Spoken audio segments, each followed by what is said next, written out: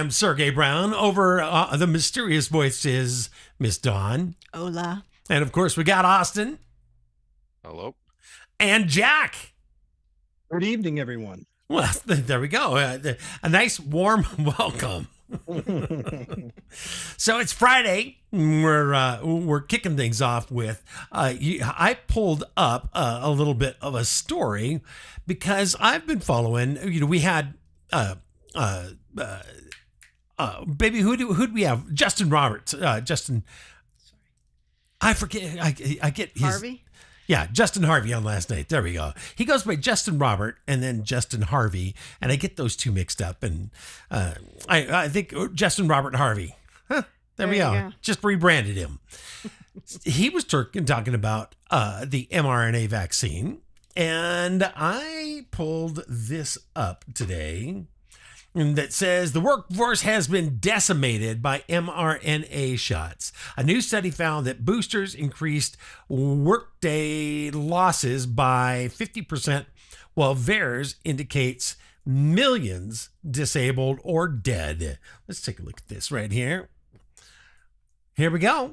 Airline pilots are collapsing midair flight after unlawful mandates. Employers that mandated the shots made a grave error, and I think that they certainly did. The workforce has been decimated, absolutely decimated. We know a recent study found the vaccines, the mRNA injections actually increase work days lost by about 50%, right? So you get these injections, it puts you out, right? And then we have to imagine the people that became disabled, developed turbo cancer, died, right? All those people are out of the workforce now. And so, yes, I would say it's definitely in the millions. And most concerningly is airline pilots, right? There is an airline pilot incapacitation crisis.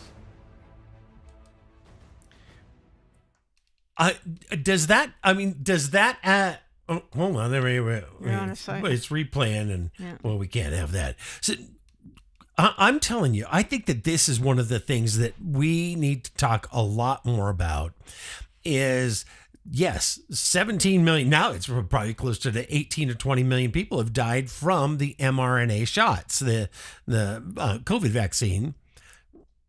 Pardon me. It has drug a wrecking ball through our planet, really. I think that we're going to see millions more deaths. Are we looking at Agenda 2030, guys? Don't all just sit there like ghosts. Yeah, Yes. Exactly. Somebody. I got you, baby. Jack, what do you think? Are we looking at a 2030 event? Are they really going to depopulate the planet? I can't imagine it meaning anything else. I mean, I don't know. I mean, it's so difficult to discuss any of this, as you know, but when you have an event like we had in 2020, followed shortly thereafter by this push to get this shot.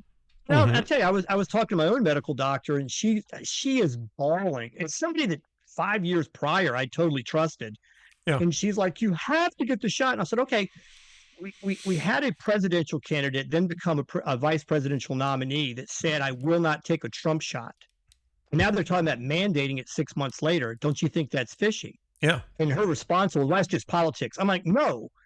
I'm saying if people in positions of power are once saying I won't take it because they think it's a Trump shot, and 6 months later they're literally talking about mandating it, then I have to think that there's something nefarious going on. Do I not? And I was like, yeah, I and agree. so, and I'd already thought I had COVID. And I said, screw it, I'll roll the dice because I had something in 2020 where I lost 15 pounds and had pneumonia. In January of 2020, I'm figuring that's what I had. Yep. I just recently been on the plane flight. So I'm like, I'll roll the dice. That gets outside of all the aspects of measurement of what it really is. Is it just gene therapy? It's not really a vaccine, blah, blah, blah. But it sure comes up awfully fast. All of it seems suspicious. And I think it would be reasonable to say, I don't know what the hell's going on. And I think I mentioned in the last show, it was interesting how we started to see the resurface of like the TED Talk involving someone that we all know. Well, the next big thing is vaccines. And you find out that he's knee deep in funding this research on quote unquote vaccinations. So in a vacuum, I mean, you're sort of like you look back and go, that's kind of interesting topics for people to be talking about pre-COVID, It certainly is. right? So, So yeah, Austin, on your end, so you're in the millennial generation. Do you see a lot of issues? Because we're seeing a lot of young people literally fall dead on the basketball court or on the soccer field or the football field or just, running around the lake, as it were. Yeah, I don't know. I struggle with this in part because I think that it feels just extremely disingenuous because we were told, there's no side effects. And it's like, okay, well, of course there's going to be a little bit of side effects. And then I think it gets to this point though, where because there's that distrust, now everything that seems out of the ordinary seems bad, seems like, oh, well, that's clearly because of the vaccine. And if it was because of the vaccine, I don't think that there's that trust to actually believe that we're told, yes, that is because of the vaccine, or no, it's not. So I think that I think that I don't really have an opinion beyond just that trust is so broken to the point where I can't tell up from down on it. Trust is a very important part. One of the things that I remember hearing Rush Limbaugh say before he met an untimely end was that breaking trust is part of this plan that the Obama administration and the Biden administration, that is what they set out to do, is make America not trust the government because it's much easier for them to take over that way. What are they saying over in the chat, Miss Dawn? Victim said Carrie Madej Yep. was an important source of info at that time. She was in a plane crash but survived. She's posting her old post again now. Right? It's put a link in the chat there, Vectum. We're doing real well over here on Rumble. But by the way, if you are listening to me on Facebook or YouTube or Substack or X, come join us on Rumble. We have a very active chat over here on Rumble. So, and also get Rumble Premium. That way, it gets you even more. What are they saying, babe? DPS says 2030 is supposed to be reduced by 50% by 2050. WEF said all mankind. Yeah. I mean, at what point do we get rid of the elites?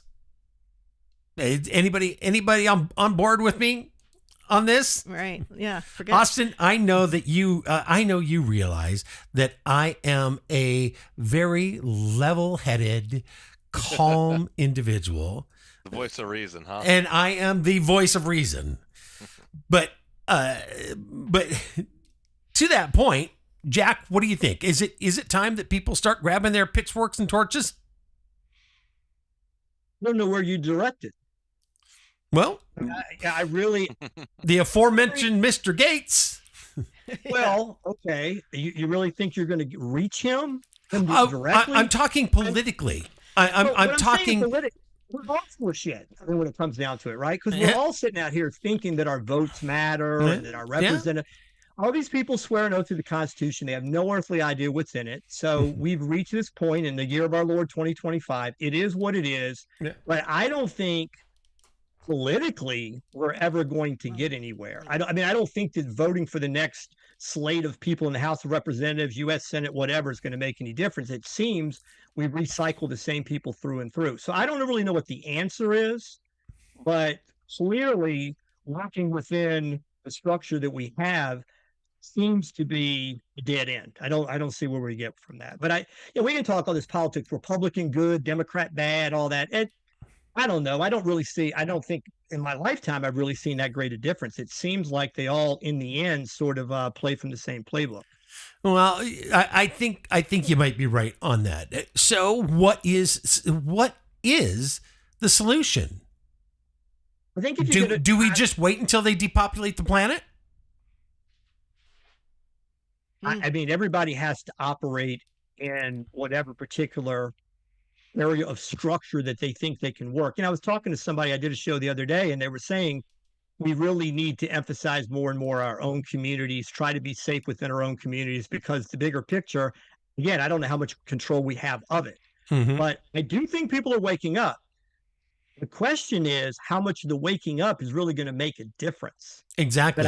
I do think that where we are as a nation and how people see the world is clearly changed in 2025 from where it was in 2019, let's Oh say. my God. Yeah. No doubt. Yeah. No doubt. Absolutely.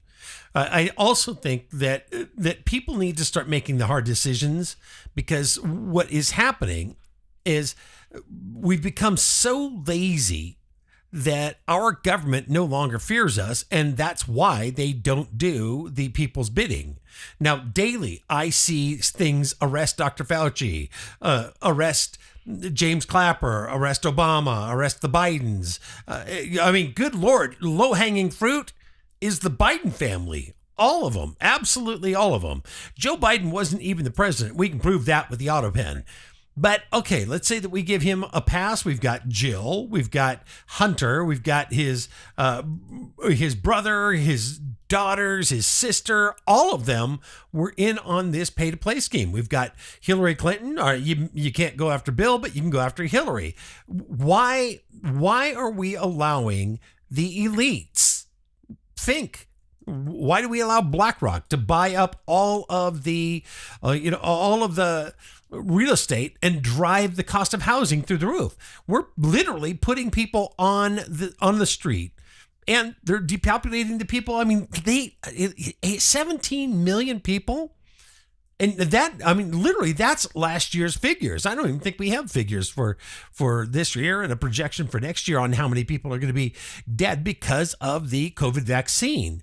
And we still haven't arrested anybody from the WHO, anyone from the CDC, the NIH. Dr. Fauci and his wife are running around free. Bill Gates is a big part of the investment scheme that was putting that money in, and it's not their money, of course. It's how they structure it to pull money out of the taxpayer's account. But all of them running free. Do we have to replace Kash Patel? I hear that's on the docket.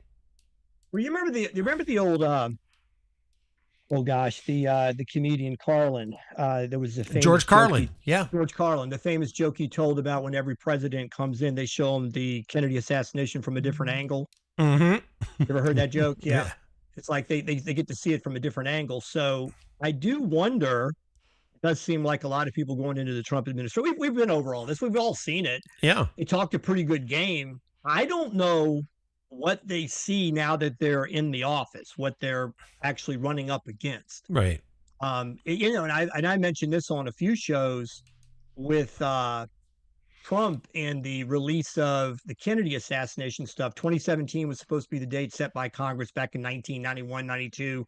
I guess it was 92 after they followed, the hearings with Oliver Stone. Mm-hmm. The judge, Andrew Napolitano, was on a talk show, and he said, January 2021, he calls Trump and he goes, "Hey, dude, you forgot one of those promises you made." He goes, "I'll take care of it right now. What's that?"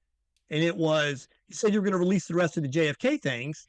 And he goes, "Hey, dude, I'm sure we're on a phone right now where I can't talk openly. Mm-hmm. Next time we get together, I'm going to let you know what they showed me that kept me from releasing it all." The Bush family. So, it's the Bush family. I mean, the CIA. An angle. They seem to be in a lot of interesting positions. When Bush was named the head of the CIA, he was directly asked if he ever had any prior service with them or connection. He said no, and then things were certainly unearthed later. And my understanding, I'm talking out of school, but my understanding from a source, the Bushes had very little, if any, like personal contact with the Reagans, Ronald Reagan's family during the White House years, and that Nancy went to her grave thinking that George Bush was behind the shooting of her husband. Yeah, I think that also. It's not. It's kind of interesting because John Hinckley is closely tied to the Bush family. Yeah, absolutely. How do you get that connection, and how do you get the connection with George Bush and the Kennedy assassination? And how do you get the connection with George Bush and Obama? How do you get the Bush family? How do you get the connection with the Bush family and the towers, the Twin Towers coming down? And not just the Twin Towers, building number 7, that just seemed to have tripped over itself and came down. Right. You know what's good? Go ahead. I was Go going to ahead. say something else that somebody pointed out to me several years ago when I was doing talk radio, and it really struck me. From 1976 until 2008, there was a Bush or Dole on every Republican ticket. Mm-hmm. 76, Dole's the vice presidential. Then, of course, Bush 80, 84 is on with Reagan. He wins in 88. He runs again in 92. Dole's on the 96. Then Junior's on 2000, 2004. So for all of the, imagine that, two families are always on the Republican ticket. That's quite interesting. It is quite interesting. Austin, do you think that we need to really push for term limits to stop something like this? I think that sounds beautiful. I think that convincing anybody that's in a position to actually push for a term limit would never in their wildest dreams consider doing such a thing. I mean, even on a state government level, I think our term limits seem to, coincidentally exist, or as much as we're willing to enforce them, but then all of a sudden, it's the same flavor when someone new comes in. I don't know that the term limits are necessarily the problem, as much as, you vote someone in, whether it's red or blue, it's the same song and dance. I mean, and again, I really don't bring up Trump because I like making fun of Trump in any capacity, but we voted Trump in, or many people voted Trump in solely on the idea of the Epstein files, and that, and on the day one, guys, we're gonna get the Epstein files out there, and all of a sudden, well, God, it's a lot more complicated than that. I mean, how can he possibly do that right away? I mean, there's so much, evil all of a sudden, Democrats, going to town on us. Well, I think that we voted Donald Trump in to close the border. I mean, that was the number one thing. We were being invaded, and now we're not. Yes, but many the people other did, thing, absolutely, number 2 was the Epstein and the Epstein file. The Diddy file is kind of the redheaded stepchild of that argument. But honest to God, we wanted, and it's not just that we wanted the Epstein files. The promise was that we will start holding those accountable that break the law, regardless of if they are on the top tier, the middle tier, or down in the bottom tier. But the bottom tier is always held accountable. We always pay the price. So we wanted fairness and transparency, and it turns out that we don't have fairness and transparency. The big 3, though, you're right: Epstein files, the border, and stop the wars. And so far, we closed the border. Anyone? I see it a little bit different on I think I know where Austin's going, and I agree with him. I think that Epstein's just an aspect of the 2-tiered legal system, whatever you want to call it. 3-tier. I think it's a 3-tier legal system. I think there's an untouchable class, and then there's that connected class, and then there's all the rest of us. Call it 5. But what I'm saying is people are seeing lock up Hillary. Hell no, didn't come close to that. So you get a Trump administration, you get a 17 to 21, nothing happens. Again, we probably have a human being in his last days from 21 to 25 that doesn't even know he's there. That's happening. Yeah. Then they bring out the lawfare against Trump, which probably in large part makes him a figure that gets over the finish line. But I think Epstein is just an aspect of why the hell do certain people continue to get away with all of this? He's just a part of it. Yep. I didn't hear anybody during the election like, we're going to get those Epstein files.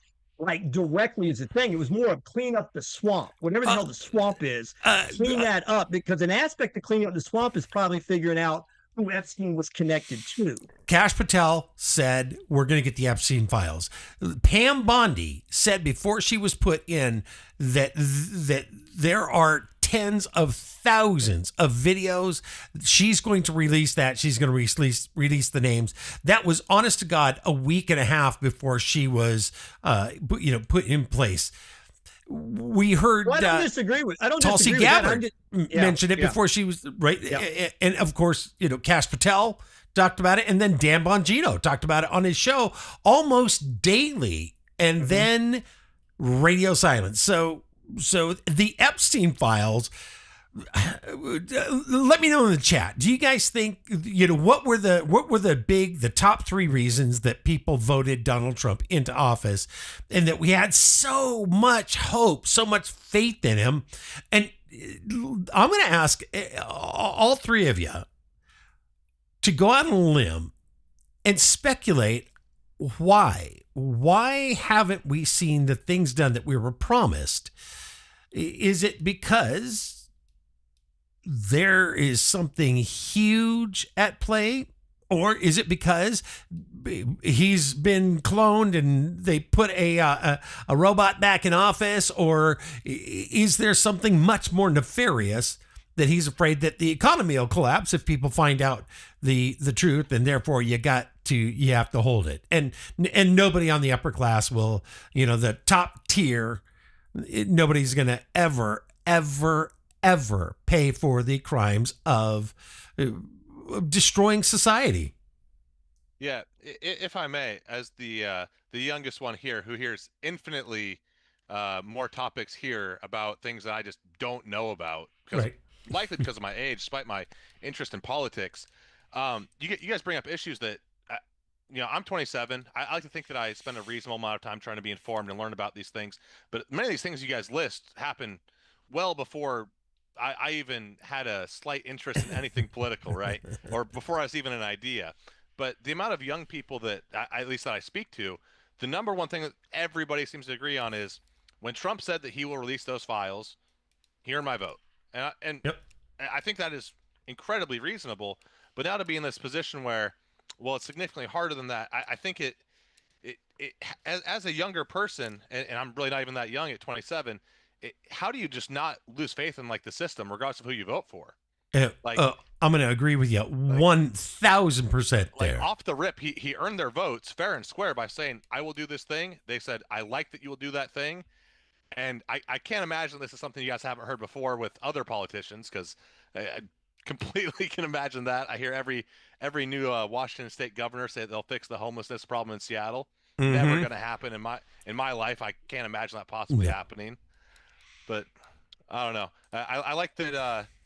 Jack seems to have a little bit more optimism than I do. and you guys have enlightened me on something. The impact of the Epstein. Like I said, I thought it was sort of in a box. I really felt like, I'm just saying, what I was seeing in 2024, I felt a lot of borders out of control, shut it down. Yeah, that was a big part. Mm-hmm. Inflation has started to subside somewhat, leveled off, whatever. But everything costs too much. Right. Everything costs too much. And I do think that a big part of Trump winning was just simply how the Democrats went down that, running Biden out. I think that was a huge part of it. The fact that, you have all the alphabet networks 3 months early. He's the smartest he's ever been. He's great. What are you kidding? Then he does the debate. Then when the debate happens, and now the emperor has no clothes, I think that was a huge part of it. Then you run Kamala out there out of nowhere, and that didn't seem quite right. So I think that's a bigger part of it. But what you guys are saying certainly has impacted me to think. I guess I didn't ever feel it as much like it's Epstein or die on that hill. I didn't hear that. I thought Epstein was a bigger part of the whole aspect of there's a deep state, and let's find out what his connection was to the deep state. Right. But I do think once it didn't go down properly, way too much egg on his face. It has destroyed him for credibility. Yep. I do believe that. What upset me was the Doge stuff, all the stuff, all the money, and nobody, and they linked it right to some major people we all know, and we'd love to see them get arrested or, give us all the money back. And and nothing's happened, and we don't get to see the money back in our pocket. Yeah. So I mean, that was a huge letdown on me. Like, they just kept parading around every day. Oh, we caught another $3 billion over here, million When here. do we get that money back? When Right. does it come back to you and me? When do we get a tax break? I mean, when do we get $1 million a piece to come to each citizen of all the money they found? I mean, where is that? Drive one of those nice cars over here and let me have it. I'll sell the goddamn thing.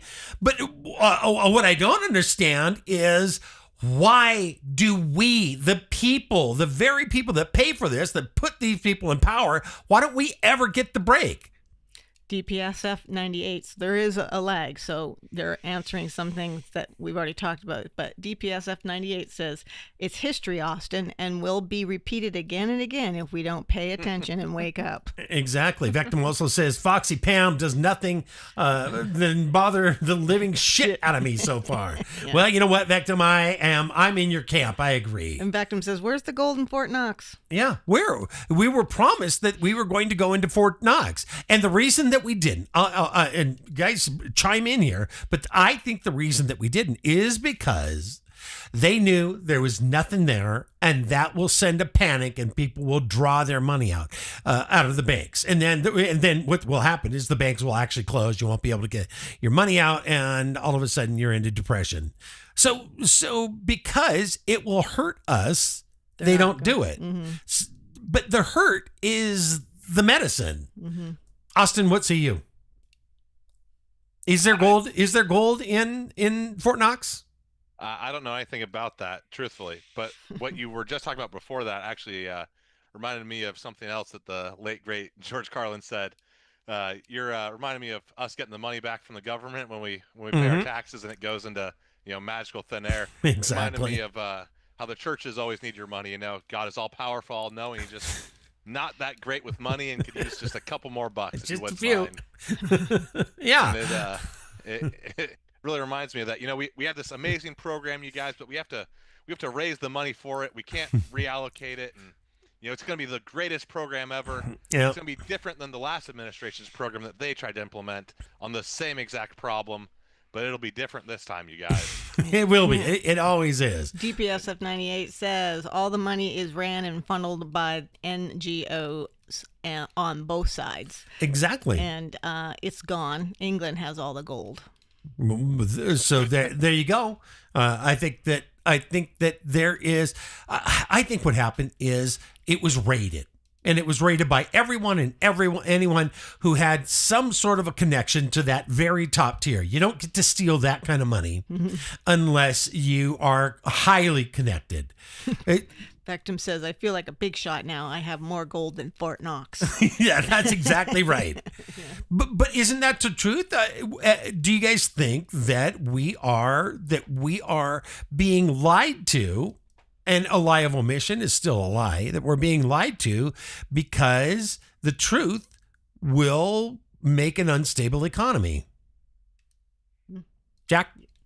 If you're asking me how much gold is in Fort Knox, no idea. How in the hell would I know? I mean, we're sitting here speculating whether it's, I don't know.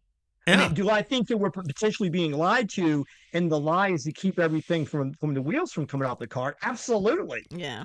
Yeah, absolutely. That makes sense. Sure. There's a lot of things that we're lied to because it's like, well, it's bread and circuses, right? Yeah. I mean, bread and circus. Yeah. So, I don't think our government would lie to us personally. I think that Jack's gone off the deep end. No. Yeah. Jack has gone off the deep end. How dare you? How dare you? Sorry about that. Yeah. Austin, thanks for reining me back in, brother. Exactly. It's all right. I just, I could hear Uncle Sam coming to knock on the door. No, that's true. Exactly. Police. Pretty good point. So let's take a quick look at this, because are we changing our wheels? We certainly are. Okay. We're gonna move over to this, and Miss Dawn has been following some of these artists, rock stars that probably shouldn't be on stage. I'm going to play a few of these clips, and you guys tell me what you think.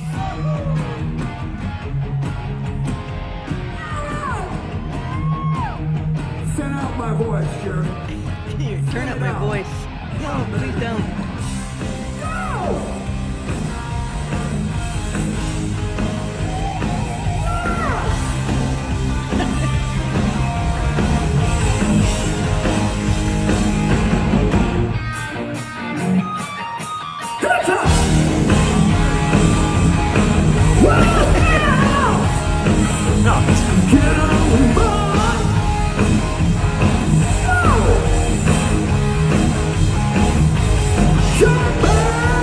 What's that sound?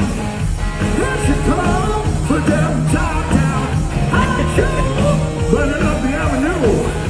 Model citizen, zero discipline. Yeah, that is David Lee Roth. Let's take a listen to Gloria Estefan and the Miami Sound Machine.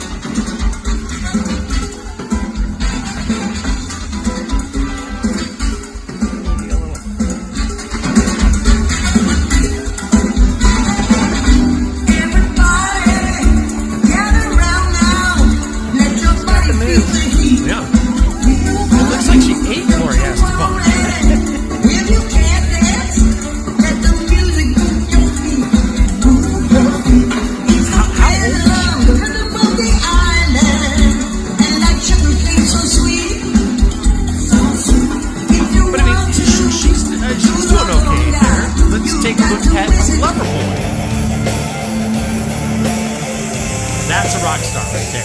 That's an absolute rock star.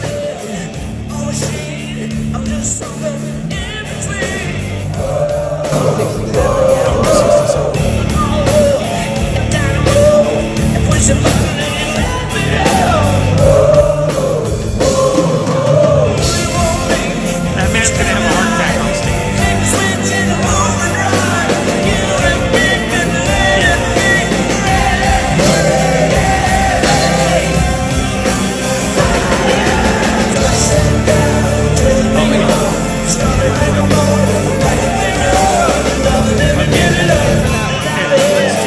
At the Scorpions here. Oh, this is the worst. And Scorpions was my ex and ours. I mean, that's all we listened to growing up. And we were hardcore Scorpions fans. And I got one more after this. The poor man is just... You need to bump it forward because he doesn't sing for a little bit. But even just looking how he moves around. All right, here we go. Oh, my God.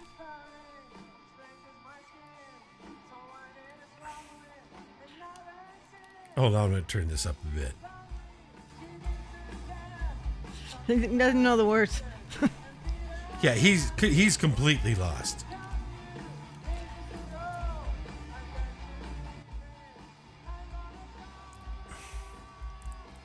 All right, I've got one more right here. This is Frankie Valli, and I want you guys. I don't think it's him. He doesn't blink. I'm not exactly sure that this man is still alive.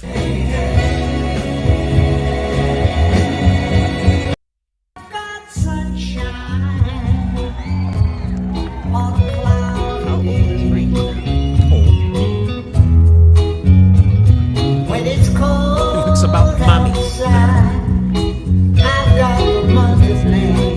He's 91. 91 years old. No, the guy doesn't blink. No, he absolutely doesn't. So my reason for picking this out is because when do you retire? At what age? Well, definitely not 91. It's got to be past 91. What I mean, all of these people did retire, and they have, and all of a sudden now I'm seeing them back. Are they broke and they think they can make money? Yeah, I think that, quite frankly, I think Frankie Valli there was singing to a track. That definitely. I don't even think I think it was a robot because those eyes didn't move. No. But I mean, you know, Scorpions, the poor, I can't remember his name. Yeah, I'll tell you. Now, that's a man who obviously had a stroke or something. Right. I mean, I saw him, gosh, we took our kids to their first live concert. It was an outdoor concert, and we were 3 rows back from Scorpions outdoor. Kids rocked their heads off that night. They were like 8 and 9, their first rock concert. And they rocked, from what, 15 years ago till now, that guy just, Oh yeah, absolutely. Well, a stroke literally overnight. It's like Is that. that what he had, a stroke? Well, it looks like to me. like it, Guys, the what do way- you think? Are those artists still in their prime? Do you think they're raking the money? Well, they're not, but I'm of an age where I would have thought, growing up, the people my parents followed, Mhm. the Rat Packs, the Elvises and Sammy Davis, Elvis being big, and the Beatles hit. It's because of television, to some degree. Radio was for radio 1920. Television becomes a thing, and we're in the late 40s. There is a way that people become big. In 1917, somebody might have been a big music artist. They probably weren't touring, and they certainly weren't on film. They weren't on television. So I think what's happened is we hit that sweet spot of the 60s when rock music became the thing it became. People are living longer than ever. Yeah. So it's just giving these people an opportunity to keep rocking around at 78. I mean, the Rolling Stones were the ones I thought, like, my God, Jagger. Wow. Well, the drummer passed away at 80. Yeah, sometimes it's not the Yeah. whole band. Yeah. Right, but I'm saying they're going to start dying now, right? Sooner or later. Yeah. I mean, these Well, are- they had- quite frankly, I'll think everybody we just saw was dead. Well, Well, but what I'm saying is no rock stars were dying in 1920. Yeah. Okay, No. there weren't any.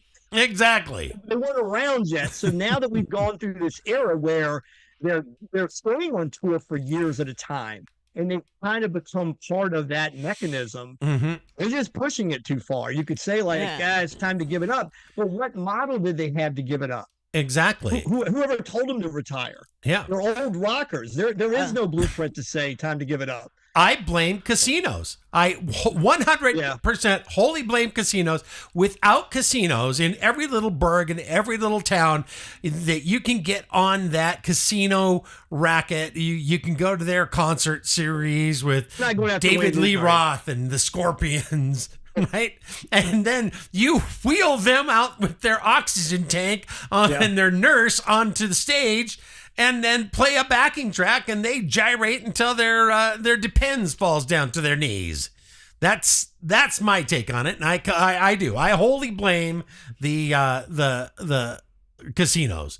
yeah. All of these I little mean, casinos. that was just I was on a bender today and just laugh. I mean, how many, like Rod Stewart? Yeah, and- Rod Stewart. Exactly. Oh my God, they just all sound horrible, and they walk around like they're barely walking. They're geriatrics, and it just doesn't. And all the comments are like, "Why did I buy this ticket?" Yeah, exactly. Because you remember the good old days. Yeah. And you don't feel that old, but then you get there and you're like, "Oh yeah, Loverboy is old." Exactly. Or I mean, Guns N' Roses. I saw a live show of them. It's just like, oh my gosh, it's time. You're screaming still, trying to get that voice out. You And know you're seven. You're that you're 60. going to see a band that is not going to be good when half the parking is disability parking. Oh, wow. Yeah. Wow. Exactly.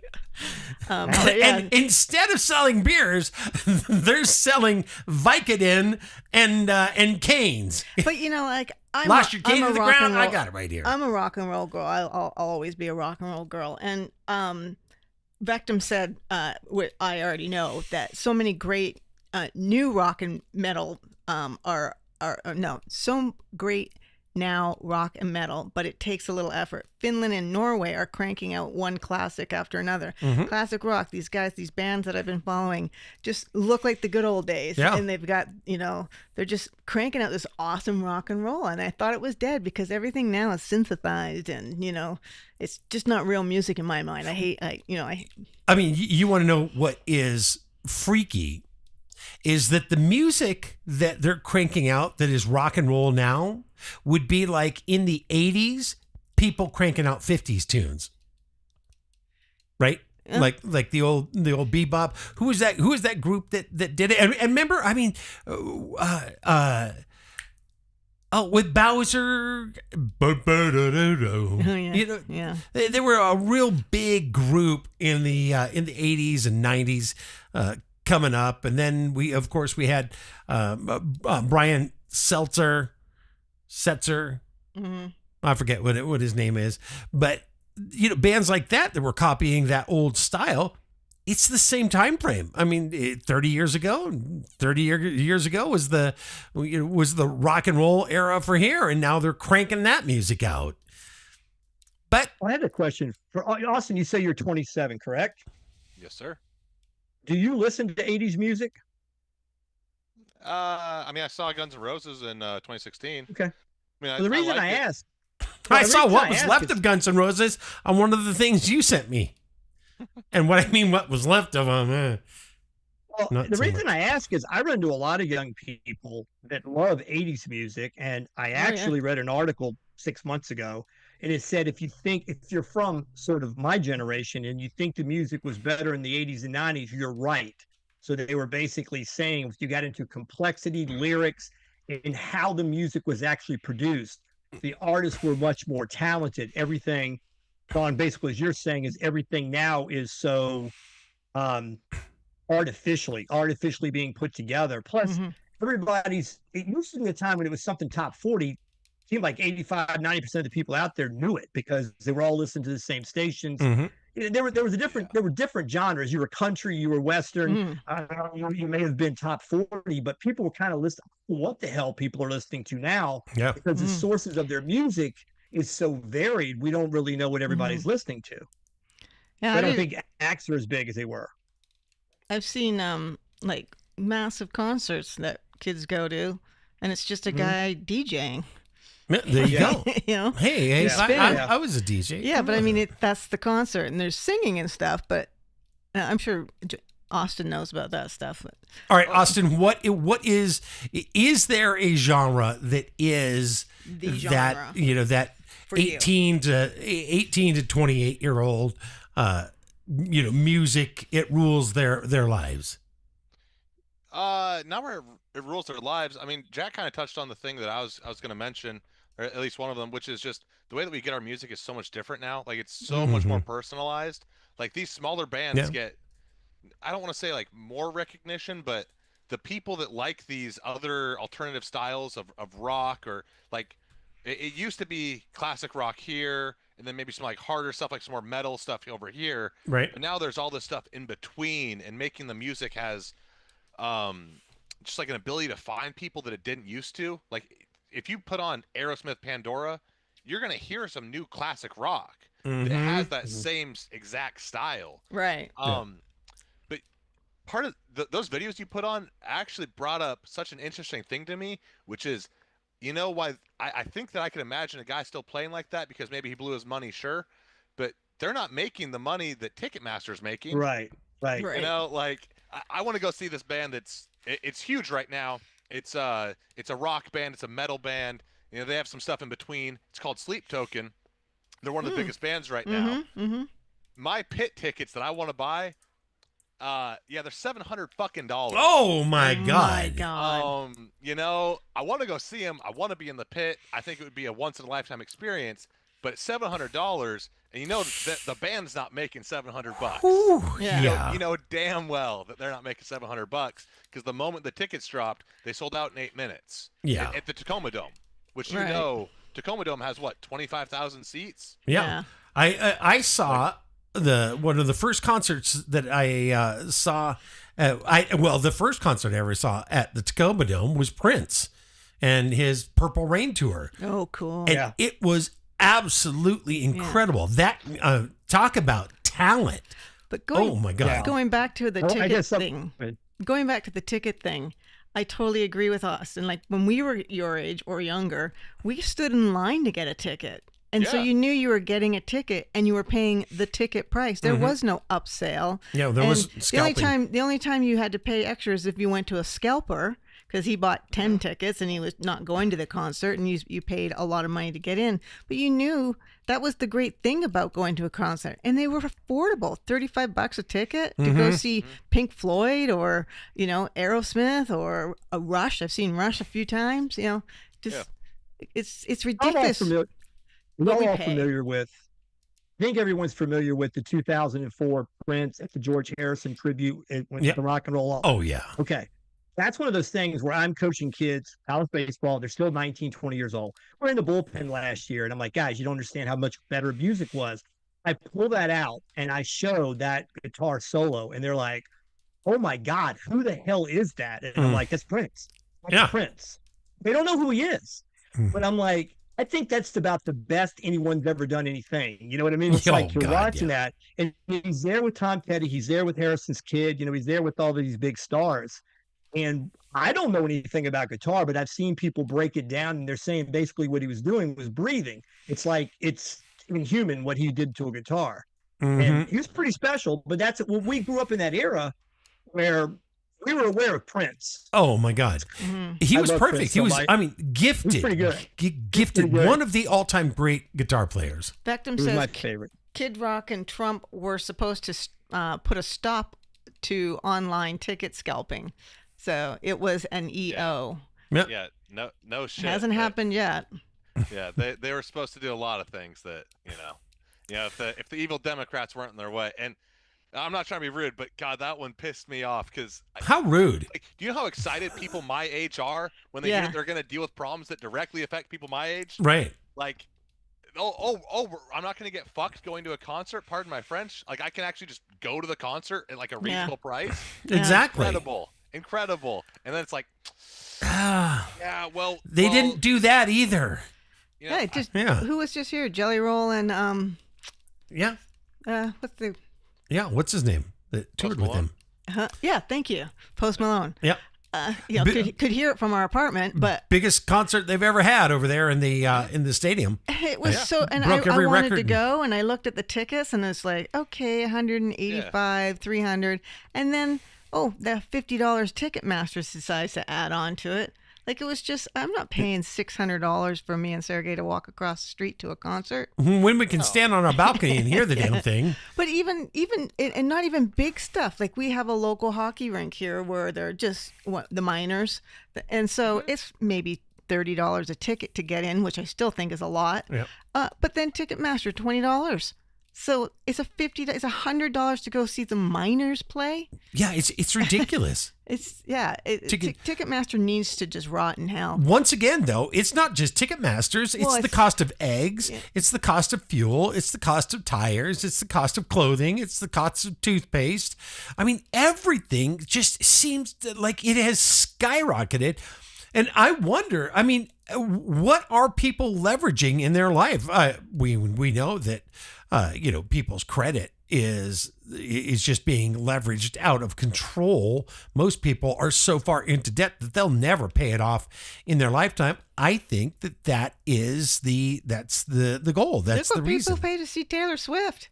Oh, thousands of dollars. Tens of thousands of dollars. Like, someone took his 3 daughters and it was $15,000. Yeah. And those same people, though, the way that they got their tickets was they sat there right when the tickets are about to drop, and then they try to buy them, and then they can't because Ticketmaster instantly buys 4,000 or 6,000 of something that is guaranteed going to go up. Because who doesn't want to go see Taylor Swift with their daughters? Exactly.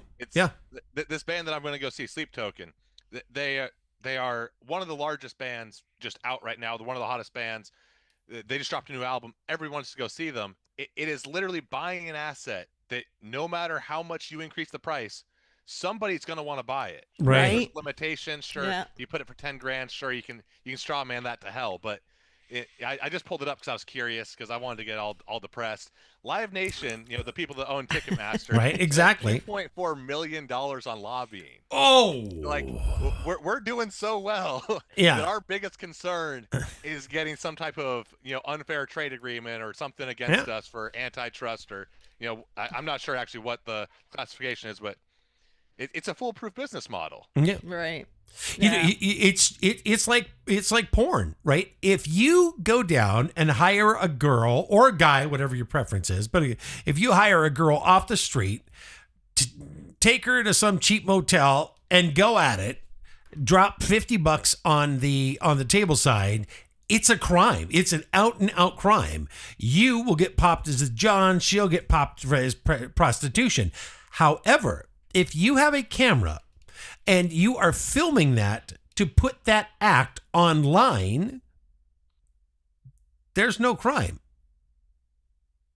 So my point is that the crime is that if you were to buy those tickets and then go to the gate and scalp it at the gate, that's a crime.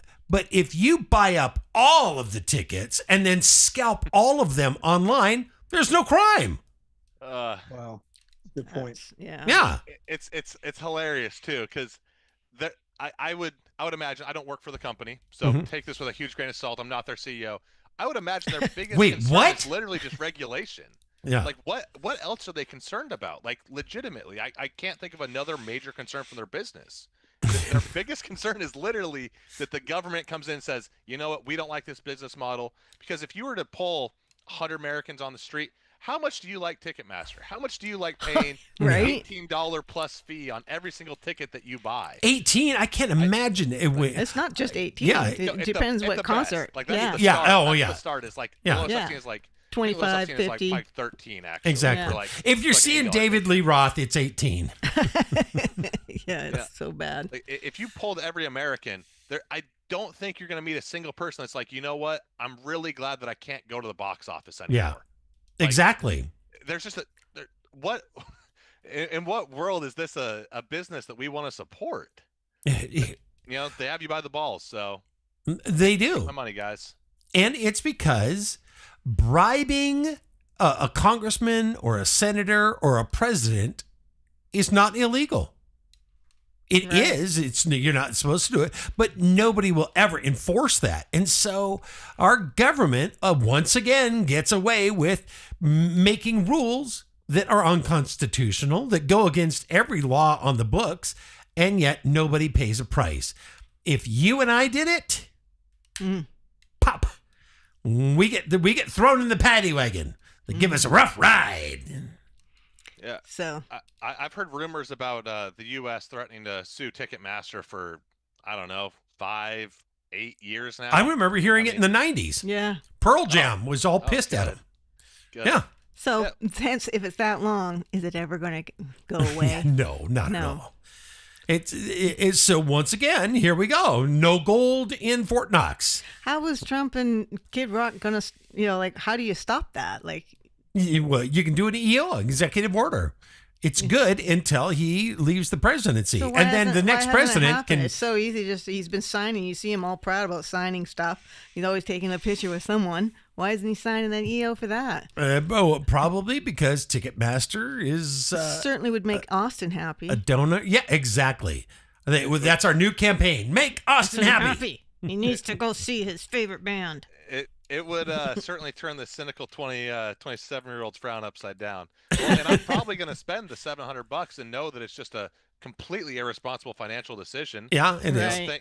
Thank God I have a reasonable job, but most people can't afford that, so you're missing out on literally like a once in a lifetime experience just for the sake of corporate greed. I mean, you wonder why people my age are so cynical about literally everything. Like you can't Exactly. afford to go see the band you like, and I mean, it's not just that you need to be a pit ticket person by any means. I'm not trying to steer this conversation entirely myself, but it's like $200 for nosebleeds, man. Yeah, that's what we were talking about with Kid Rock and Post Malone. Yeah. $187. Jelly. And Post Jelly Malone. Roll, rather? Yeah, Yeah. thank you. Jelly Roll and Post Malone, $187 for For the the nosebleeds. Yeah. Yeah. Yeah, here right across the street. Yeah. Crazy. All right, so Jack, you're a coach, and what age group do you coach? College. And so what does it cost for somebody to get into a college ball game? Oh, it depends. I mean, Division I level where it's a somewhat revenue, but some things have probably changed, but generally Division I baseball is not a revenue generating sport. No. There are some big programs in Mississippi State. I mean, that's always been historically, their stadiums like 12, 13, 14,000 people. Oh, wow. Yeah. Yeah. And that's always been that. So you're going to find some programs, University of Virginia, since they made the big jump 20 years ago, they built a new stadium, or they built out a new stadium. They kept adding seats. They probably get a little bit of revenue, but I would imagine $11, $15, $18 is probably the cost getting through the gate at the highest levels of college baseball. But most college baseball at a lot of different levels is not going to charge a gate at all. Right. Now, when you get into college football, that's a big difference. Well, yeah, you get into college football, you're talking hundreds of dollars. We can afford to go. Well, one of the things I'm thinking about too, is I'm hearing everyone talk about like rockers, because I thought about sports. I was at Cooperstown 30 years ago, and I remember Bob Feller, bless his heart, was out there with a stand and a table autographing things. And, you know, he was a World War II veteran, you know, great man, great pitcher from Iowa. And it looked like you're kind of out there watching this guy born in 1918 out there signing a bunch of stuff. And somebody said, like, hey, he's making 4 times as much now signing his name than he ever made playing. Which is true, because guys were making $5 grand a year back then playing. So you get him in 1995 and he's out there. This is across the board. So I'm kind of getting into the rocker thing. You know, rockers continuing to rock. Exactly. Maybe because of bad business practices and things that put him in that position. But I think there's also, you hear it from Major League Baseball players all the time, the resentment of, well, hell, when I was playing, I was the best player in the game. I made $100 grand. Yeah. But now these guys are bench guys making $6.5 million and they can't play. They're not very good. But this is the next key thing. If you ever really look at inflation, like over here on the wall, I'm going to say my first Washington Redskins football ticket, 1968. Anybody want to tell me 50-yard line seat, 50-yard line? What do you think was the face value of that ticket in 1968? 3 nickels and a handshake. Exactly. Good one. $6.50. You weren't far off. Yeah. Do the math though. In an inflation calculator, it comes to $102 or something. So like we really are removed from how much things have changed. It's almost like you go back to 62 or 63. It's almost 10-1. Yeah. How many of you remember? How do you remember the Andy Griffith when Opie found the wallet with $50 in it? Oh yeah, exactly. Okay, I remember that one. So I'm watching that several years ago. Oh damn! You know, he's talking about putting him through.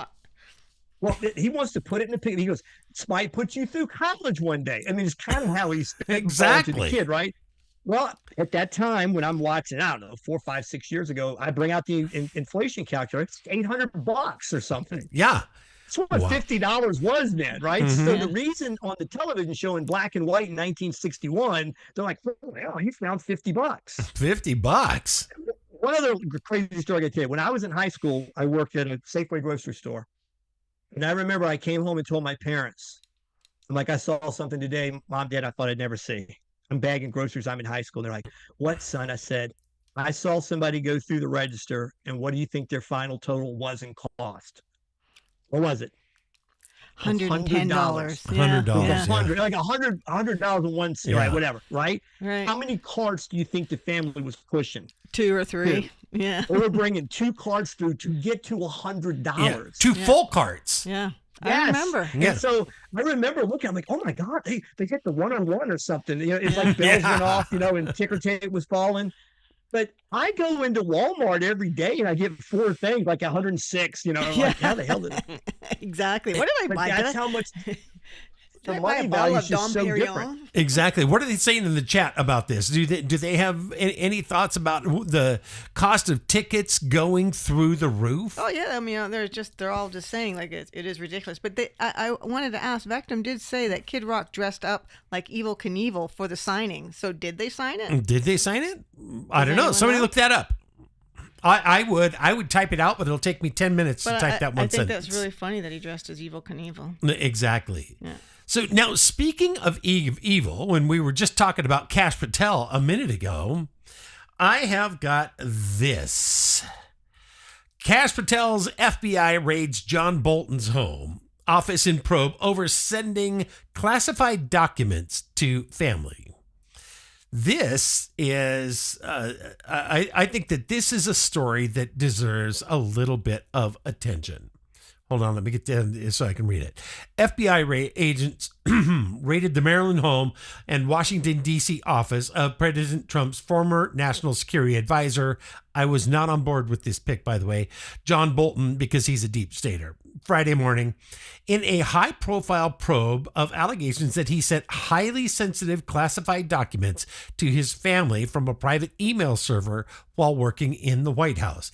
Now, we can speculate that you remember the leaks that kept coming out of the White House? Well, John Bolton was one of those. Federal investigators went to Bolton's house in Bethesda, Maryland, at 7 a.m. in an investigation ordered by FBI Director Kash Patel, obviously trying to save his job because his head's on the chopping block because he hasn't arrested anybody. A Trump administration official told the Post.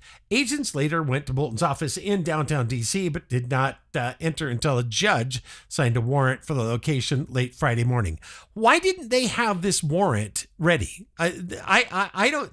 When I was reading this, that is one of the things that are we that inept in the FBI? I mean, look at what they did with Roger Stone. Look at what they did with Donald Trump, the president, the former president.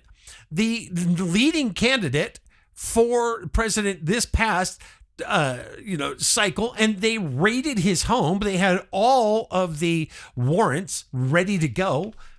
We can't get a warrant for the guy's office. Mm-hmm. All right, I'm waiting. To be issued upon probable cause, and it's kind of a fluid thing. So you may not have the probable cause connection to the office you do to the home. I mean, because you have to have something that you can take to this neutral party, judge or magistrate or whatever, to say, based upon what I know, confidential informant, from the sniffing dog, that we use a drug dog, whatever, we have developed what we believe to be probable cause, which can be rejected. So maybe what happened, I'm just spitballing here, is going into the home triggered some evidence to suggest also the office may have it. You can't just go to a judge and say, hey, I think there might be some stuff in the office. What do you got for probable cause? Punch. We feel really good about it. Since we think there's stuff in the house, we think there might be. That's not it. You got to have more. So there maybe the lag might have been what they got in the house. Triggered. Yep. Now there's a reason to go to the office. I don't know, but that is a reasonable explanation why. Okay, I like that. I can live with that. Well, I mean, that's the law. You can't just go to. You just can't go to somebody and say, "I want a warrant." Yeah, well, they have. I mean, good Lord. Well, I'm not saying they arrested people. I know a lot of stuff is done as bullshit. I'm not saying that you can't go to some judge who is on the hook, part of a political party, whatever. I get it. Yeah. But I'm saying mechanically, the way it's supposed to work, what our Fourth Amendment says is that the warrant's only issued upon probable cause. Right. All right. So I'm going to go back to this real quick because Don just sent me this. Yes, President Trump signed an executive order. Are you drinking? Executive order aimed at curbing ticket scalping and price gouging in the live entertainment industry, which includes measures to enhance enforcement against unfair practices by companies like Ticketmaster. The order focuses on ensuring price transparency and preventing anti-competitive conduct by the ticketing market. Here's the. I don't think it's. Is there a date where it's supposed to start? Yeah, see, that's what I'm wondering. Guys, we've got an executive order here, and yet we just checked this. So what is the date on this? Have you checked, Austin, if you can buy your tickets? I can add some more content. Oh. To see if there's a big price gouge there? No. In fact, I actually read something that just ticked me off, so I was just going to drop it entirely. It says on their Ticketmaster sale that Ticketmaster is working with them diligently to prevent scalping or whatever. It's like, you're the scalpers. Like, you are. That's your entire business model. Is literally taking every bit of scalp out. Yeah, I have no hair left. I also saw in there, which I found really funny, I believe it was 2017, or no, I think 2021, my bad. Biden and their administration apparently started suing Ticketmaster for monopoly practices. Right, absolutely. Clearly that went somewhere because they're still doing it to this day. So, I don't know. Right. So what does all this signing and everything really mean? All right, so that was April 1st. Yeah. April 1st. Yeah. So, are you kidding me? So I don't think that this means tiddlywinks. Right. Oh, You'll have I to have a excuse me, question. my cough. We've got smoke coming in from all the associated DEW fires, so it just kind of triggers my asthma, my What's up, allergies Jack? and stuff. So Listen, I have a question for you. I think it's going to be directed towards you. Okay, so Please. I have purchased only through any of the number of sports related. Like a few years ago, I find out they're going to retire Sonny Jurgensen's number. Yeah, what the hell? I'm going there and look. And what I understand, because it was still Washington Redskins to me, but the stadium that borders Washington D.C., I go on there, and what I understand, because I was given an opportunity to go in and talk about getting season tickets, and one of the things they said up front is when you buy the 10 tickets, you buy 2 preseason, 8 regular season games, and the games you can't attend, we will aid in selling for you through one of the services. They said we'll try to recoup your money. Like that's kind of what they said. So I'm looking at it like when you're talking concerts and things, professional football game ticket has sort of an established price. What it ends up going for is anybody's guess. But when you go to Taylor Swift, does the venue generate a ticket that says this is a $75 seat or a $750 seat or whatever? And then it starts to escalate because I would think that the ticket master model would be get a hold of the ticket and have a face value and maybe add 10% whatever their fee is to make a living, what they're doing. Now, maybe they're gouging above that, but I also could see where people could bid. And if people are kind of bidding on these things, that could run the price up. Well, what is, first of all, at the level of we've established the tickets, are there different set prices for those tickets? Yeah. So like, obviously like your nosebleeds are going to be here and this is going to be Right. here. And Right. I would imagine that to give some credit to like kind of where you're coming from with sports, there probably is a little bit of a slow incremental increase on some things. But when there's a large enough event that it's like literal gold to own the ticket, the ethics are, profit saying- based, But you're saying like whoever these actors are, the ones like the Ticketmaster, they're coming in and buying the bulk seats. Yeah. Yeah. And once Yeah. they do that, okay, because like in the sports ones, like the I won't mention, they're pretty well known. They do is play middleman to the guy that wants to get rid of his seat, right? So I'm a season ticket holder, and I have a ticket worth $150 on face value. So I want my 150 plus if I can get it. So then they put it out on their site for 180, whatever. Yep. So they're getting a percentage of that. But that's a different thing. You're saying, I don't know that these other types of sports ones are actually buying in bulk. I don't think they are. I think they just generally work with people that already have a ticket. But wouldn't the easy thing to do based upon what you're saying with concerts, music, just bar them from buying in bulk, just bar them from making these purchases? Yeah, I mean that's been a talking point for I mean literally since I was like 16 and first really started going to concerts. I've been to, I mean goodness, probably like 40, 50 plus shows in my lifetime just because love live music. Yeah, and so there is actually credit to like what you're saying, like, is it true that, they're also the marketplace for the resale? Yes, but they're both. They're literally the judge, jury, the executioner, the guy who helps the executioner, the guy who owns the prison. And that's like where it really gets frustrating because, yes, on some extent, there does need to be a marketplace where people can resell a ticket. If you can't go, why should you be punished and then you can't resell the ticket? That would be absurd. Right. And I would imagine that that's like the argument that they give for this useful service they provide, which is genuinely a useful service. It's just that when they're also able to buy several thousand, it's like, what the hell? But also with sports, so there's this thing with sports where depending on the sport, depending on the city, depending on etc., they have a lot more control over it. Like I know that for certain sports teams, they won't even allow you to actually resell the ticket yourself. Kind of like what you're saying, where they'll post the ticket and kind of do this thing because they don't want to see the gouging because they want people to go.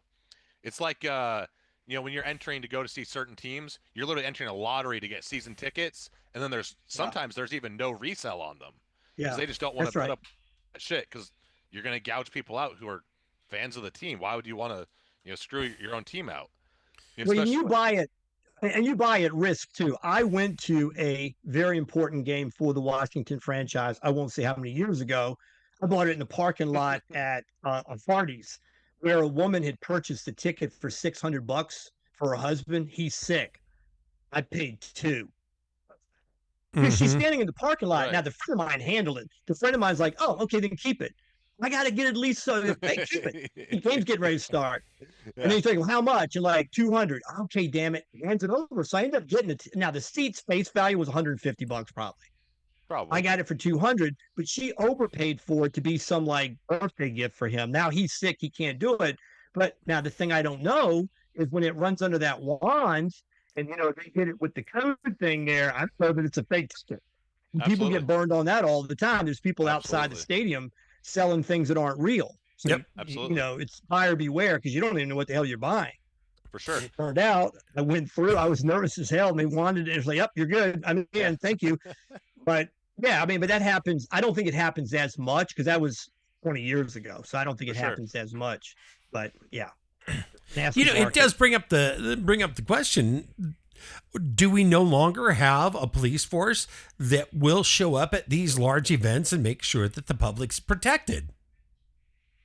Well, again, I did not have any designs on that example going to the game. My friend's like, "Hey, you got to go to this game. It's the biggest game of the year." I'm like, what the hell? I'll try to take a shot in the parking lot. So we're at Burger King across the street from the stadium, No. and some woman's out there waving the tickets. Mm-hmm. Now I said, I get something for $200, I'm in. Other than that, screw it. I'm going to go home. Whatever. She goes, "Oh, you got to go. You got to go." Well, we got this lady again. She handed it over. I don't know what the hell I'm buying. Yeah. There's nothing to be protected. I mean, the cops aren't there really to protect. I mean, if I'm dumb enough to pay $200 for a ticket that's not real, then screw it. I lost $200. As it turned out, it was real. I went in, enjoyed the game, and it was a big, huge game. The risk was, Yeah. I mean, I don't need to be protected by the cops from that kind of thing. But do I think that people out there selling like fake tickets are a bad thing? Sure. Yeah. Sure. But if I'm dumb enough to buy it from somebody, I don't know anything else about it. That's on me. Well, which brings up a very good point. Should we have the police or the government trying to take care of us in every single way, or is it buyer beware throughout your entire life? Oh, I'm crazy libertarian. When everything now, she did bring out. I will say this: she brought out some paperwork and selling that to me for $200. Oh. Look, this is real, and she showed how basically what The braille provenance. was. They bought the ticket, right? Okay, looks good enough. Whatever, it looks good. She was prepared to do that because she was trying to unload the ticket. No, I think that that should not be regulated at all. And again, if I buy a ticket that doesn't work, yeah, is the person perpetrated a fraud upon me? Yeah, but if I'm dumb enough to give them $200 and it's not a real ticket, I just don't think that I think it's a crime. It's certainly a crime, but yeah. Hold on, I'm typing.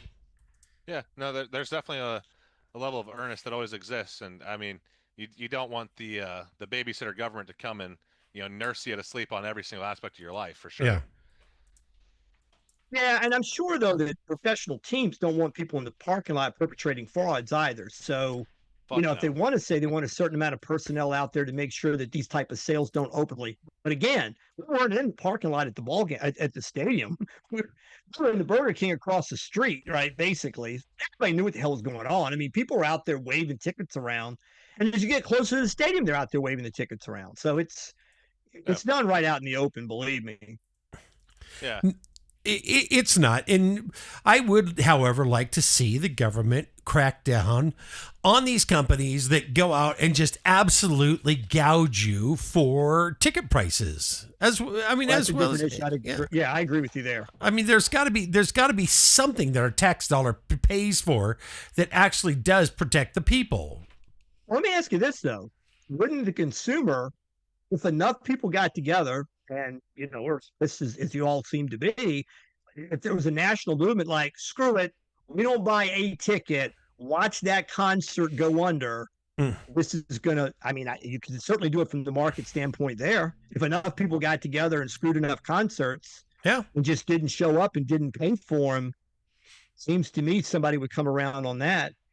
What if people got together and developed a national co-op that all of these artists put their tickets in, and then they'll buy them up, but there is a 10% profit limit because it's a national co-op.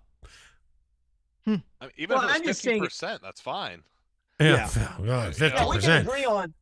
we can agree on percentages of pain that we could accept over above a face value of a ticket. But I'm saying if these companies that have been mentioned are gouging, stop buying their tickets. I mean, it seems to me I if you agree. Stop buying their tickets. They're going to get a message, and I would imagine the hits are going to be huge. If you go in there and dump, or you go in there and buy some big block of seats, Yeah. and there's a concert that comes and goes, and you don't sell any of those, Mm-hmm. couple But of hits like that. The yeah. reality is Austin's going to pay $700, and he knows he's throwing the money away. It's not just No, I Austin. understand. It's about 1.5 million other people just You're like you're him. never going to have people not want to go to That's see their the No, problem. favorite. Exactly. And there are a lot of things in society people complain about, but if not everyone were to, as long as somebody's willing to cross that line and pay that fee, Mhm. then those people who Absolutely. keep gouging continue to gouge. I mean, that's just what they do. Absolutely. I mean, I'm single-handedly helping to keep their business alive. I mean, You are. but Right. and what And we actually cheer you upsets me- on. What upsets me too is, I actually really they sold out so fast that I actually could not even get in like the online queue fast enough to find out what the original price was for that floor seat. So I can't even see how bad it was gouged or how we Right, got yeah. to this point. Like it sold out so instantly that their system or whatever that, you know, I'm sure is so well designed by some incredible engineer who's, you know, the smartest man to ever live. He should work in our government for Doge. I couldn't even see the damn thing. Don't you feel better because of that? Since you don't really know how bad you got screwed, doesn't that feel better? It feels like another day. Yeah. DPSF says everyone would need to be on the same page. Too many nut people out there that won't stop buying. You know, they're just. I agree. Like It's the market. Yeah. And you're looking at one of them. I'm over here confessing Yeah. my sins while bitching. Yeah. So speaking of crazy, I got to show you guys this.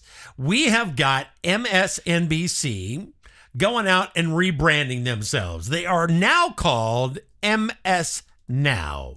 Invites bemusement and ridicule, says the New York Times. What do you guys think about MSNBC? Good. This is a very dangerous path. You know that a corporation has hit bottom when they rebrand themselves. And look at what happened with Coke. When they came out with Coke Zero, look at what happened with Budweiser. When they went with the whole Tran E thing, and all of a sudden they lost their market share. This is a very, very dangerous path. What do you guys think?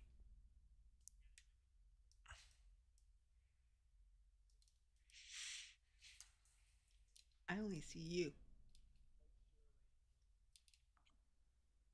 Yeah. With I that, didn't get a response. Okay. I'm sorry if I mistimed that. Most surely. most one watching. surely.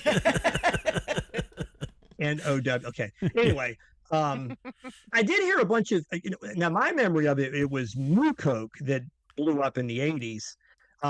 But I heard somebody New today Coke. say That was it. Thank you. Right. Yes. But that was it. But they changed the formula and Mhm. pissed everyone off, and they had to go back, and then they called it Classic Coke. Some have thought that was a marketing move. Get attention, come back with classic, and all's But forgiven. it gave PepsiCo. I mean, really, gave that's Pepsi, when yeah. Pepsi took No over the doubt. market. Oh, I remember it. Yeah, because Yeah. Pepsi slipped in. Yeah, maybe Cindy Crawford commercials too, following that, which helped. There you go. But They set but I Michael didn't- Jackson's hair on fire. that didn't help. But I did hear today, they brought up KFC, that Kentucky Fried Chicken was going downhill. Yep. And I've also heard the rumor that it was KFC because it's not really chicken. Have you ever heard that argument?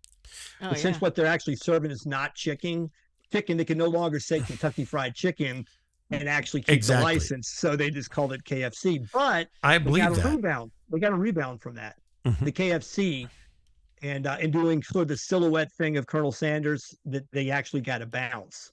But Yeah. yeah, do I think MS Now is going to work. Hell no. No, and They keep I mean, lying.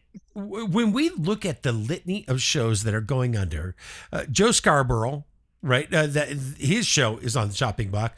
Rachel Maddow, she's down to appearing once a week again. Jen Psaki, they can't attract. Honest to God, I think we are getting more views than Jen Psaki's show. Ari Melbert, worthless, just absolutely worthless. Chris Jansing, nobody knows their name. Katie Tour, Anna Cabrera. I mean, it is literally the who's who of radical liberalisms. What are they saying over there in the chat, babe? Jen said, I get a thrill from posting contradictory comments on most MSN articles every day. And DPSF 98 says, I hope they go out of business and make Soros go broke. Oh, my God. And what Absolutely. else? Vectum says they got to go back to the original formula with the actual Coke in it. That's exactly right. Yeah, I think everybody would like that. Put a little da-na-na-na, dun-da-da. Yeah, Vectum said KFC is people. Yeah. Yeah. I truly believe that what we eat in any, and I'm not saying we because I haven't touched fast food in 25 years. Jen but says McD's is also people. yeah, it is. I think it's all lab. I think it's really lab grown meat, and I think that is where Bill Gates intends to make his money, is selling that horrific meat to fast food and restaurant. Didn't big years restaurants. ago someone find a finger in the McDonald's or something? Yeah, Was it McDonald's or was it? Can't remember. It was a fast food place, and there was a Seems to finger. ring a in it. bell. Seems to ring Yeah. a bell. Yeah, Yeah. it did I'm gonna seem look like it there up. was some kind of big lawsuit over that. Yeah, Yeah, and there's been a number of hoaxes over the years too. sure. The places like McDonald's, they have such a tight inspection because they understand that their market is, that their brand is their market. Right. PepsiCo, right? When Tylenol, right? When they Oh, had yeah. the poisonings. Originally, everybody said, "Oh, it's Tylenol." Tylenol took I think took 60 minutes through their factory. And every step of the way, you can see there's no way anything can get in these, in these pill containers except what comes out of that hopper. And, and then we went with the sealed tops and everything. Right. Because we found out that somebody opened them up and put them there. What do we got A going? person found a finger in a bowl of chili at Wendy's restaurant in San Jose, California in 2005. The No extra incident- charge on that. No extra charge. Then, Oh, the chili with the extra finger? just kidding. It Next was time. a hoax. It was revealed Oh. later to be a hoax, Yeah. Just Okay. like the Bigfoot. which we haven't found. Yeah, exactly. find me Well, a it's going to be foot. at the state fair, so in Yeah. New York. Yeah, there's been no finger found. Darn it. I mean, that really is the true version of finger food. Right? Pretty good. Pretty good. I thought it was. I really thought it was. Austin like doesn't that. laugh at anything. Jen said, Come "Where on, did Austin. the DC homeless go in the fast food?" Yeah, there you go. That is how you get rid of them. I've got a bear farm idea also. Oh, So- Serge shared this with me when I first started dating. him. This is my idea, and I think that it is well worth. Bear meat can be really good meat, but one of the problems is it has a lot of parasites in it. But if get you rid of the take homeless. and put a bear farm, let's say downtown Seattle, and then you pay every homeless person $100 to carry 2 buckets of meat through the thing. If they get all the way through the bear farm, they keep the $100. If they don't, we get rid of the homeless problem. I like the idea. People can walk up to the fence, pet the bear, take their chances. It's and then we turn the bears into meat and rugs. Bear Okay, rugs, no, bear meat, you bear never teeth, brought bear that up. claws. I mean, we It's can. good enough. I'm just saying. There's a lot of bears out there. What did it say? They say McDonald's burgers have human cells in it. Scientists have been testing them. DPSF said this. Yeah, can somebody pull up an article? Austin, can you find an article on that? Do we really know if that is factual? Or is that an urban myth, an urban legend that the human cells have been found inside of or Don or anybody that types faster than me? But Austin literally types like the wind. So I'm on it. You guys talk. oh, okay. But it's entirely possible that they are making that, and that's the thing. It's entirely possible that there is human meat being boiled down and mixed up in that mash and put in with the cardboard and everything. Whatever they make those patties, they're called burger patties. I don't think they're allowed to be called hamburgers, but whatever they call that mystery meat that they put on the fast food burgers. According to Reuters, it stems from a satire article. Mm-hmm. Okay. I'm reading it too. Even with stuff like, I don't know, I think it's a little ridiculous personally. I hear that and I'm like, yeah, it's a little over the top. But I will say it's not real meat, and the chemicals and the crap they put in it to make it taste good is not good for you. I mean, dog food, they use all kind of horrible things. Cardboard. To make dog food. So, and it's no wonder that dogs, I mean, ever since we started giving vaccines to animals, that's when we saw all these cancers, all these skin conditions, all these breathing conditions, all these lumps and obesity in animals just skyrocket is once we allowed the vets to get a hold of our pets. I liked them better when they were just delivering calves and, helping your animal out if they broke their leg. So you didn't have to put the thing down. Bang! There you go. Okay. Moving on, sir. Well, I'm just saying that I'm thankful that they were there then. I don't like this whole big pharma taking over our poor pets suffer enough. Their food is horrible. So, okay, what is our next topic? I was just on something a minute ago. Oh, no wonder I can't find it. I'm on the wrong thingy, Madougar. Here we go. While you're looking, DPS says, think about it. McDonald's sells 1.5 million pounds of burgers per day. We don't have that many cows in the world. Exactly. So what are you going to do? I think that we need to go back to everybody has 40 acres in a mule. There we go. All right, screen sharing. I've got the Israeli government official arrested in Nevada in internet crimes against children sting. Tom Artoyim Alexandrovich, I'm glad they made this name easy for me to read, was released and returned to Israel after being charged with luring a child for a sex act. Now, this causes a lot of concern for me. And here's why. Here we have a child predator who is a high-ranking Israeli government cybersecurity official arrested in America, sent back to Israel. Is anything going to happen? Austin, take it away. Well, he's not in America anymore. Yep. So my faith on the topic is pretty low. I think with the publicity of the story, though, it would be very difficult for that to be the case. However, there's a important note to add to that is that in reading the article and the reports, there were 7 other people caught in the sting by the FBI. And do you want to guess how many other people were charged with the crime? 12. Every single person except for him. Oh. Yeah, because you can't stand in front of a judge when you're in Israel. So that's right, and I understand that he had after luring a child. After luring a child, he got out on a $10,000 bail. Mm-hmm. How does that? So all you have to do is put up 10% of that. That's $1,000, and you're out. And then they let him go to Israel, go back home.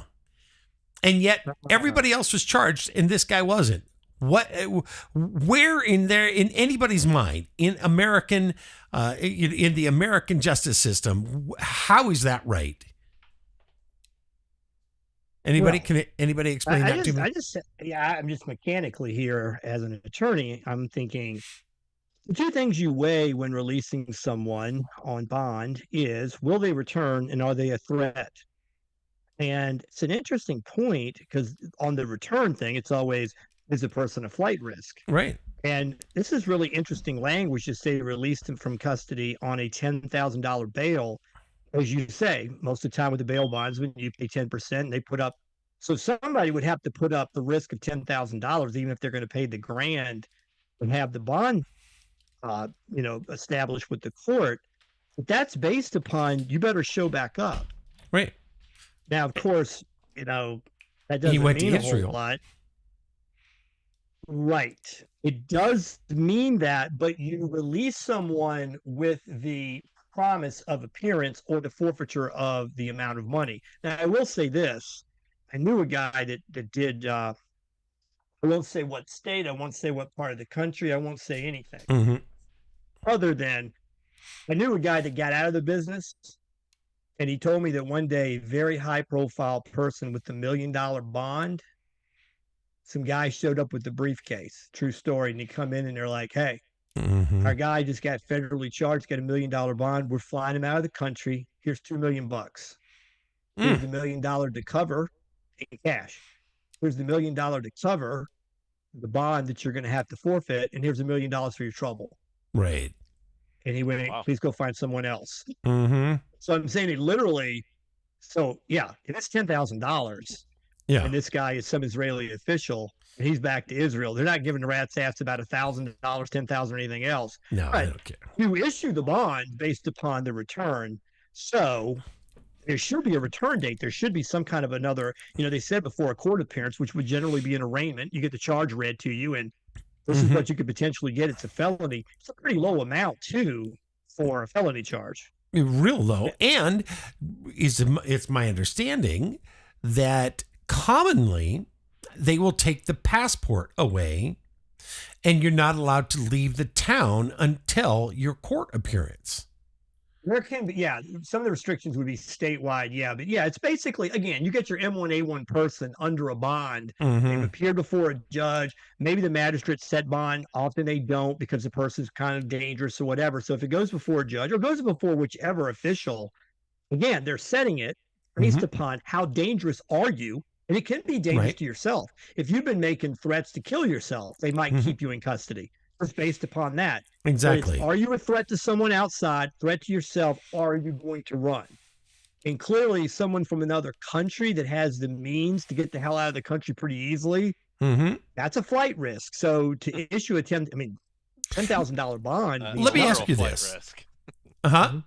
Yeah, a huge flight risk because he's gone in flight now. I mean, he's back in Israel. If an American did this in Israel, do you think that American would be out on a $10,000 bail, or do you think he would have been allowed to leave Israel and come back here before his court case? Well, based upon everything we're saying as we're describing relationships between the country, I think a similarly situated American tied to the same political apparatus might get in and out. Sure. Okay. All right. If it's, if he's connected, clearly this guy is, from what we're saying, right? He's connected. He's connected enough to get a $10,000 bond and get his ass out back to Israel. So kind of sounds like he's connected. And what if it's just Joe somebody? What if a regular American did it in America, right? Or they're in Las Vegas. As Austin said, every other person that was popped in that, for all we know, they're being held without bond. Yeah. Who the hell knows, right? But I'm sure these are they saying whether they're federal or state charges? They're just saying it's happened in Las Vegas Metropolitan Police in a statement. I would imagine there's got to be an aspect of federal because they're playing around on a computer. Exactly.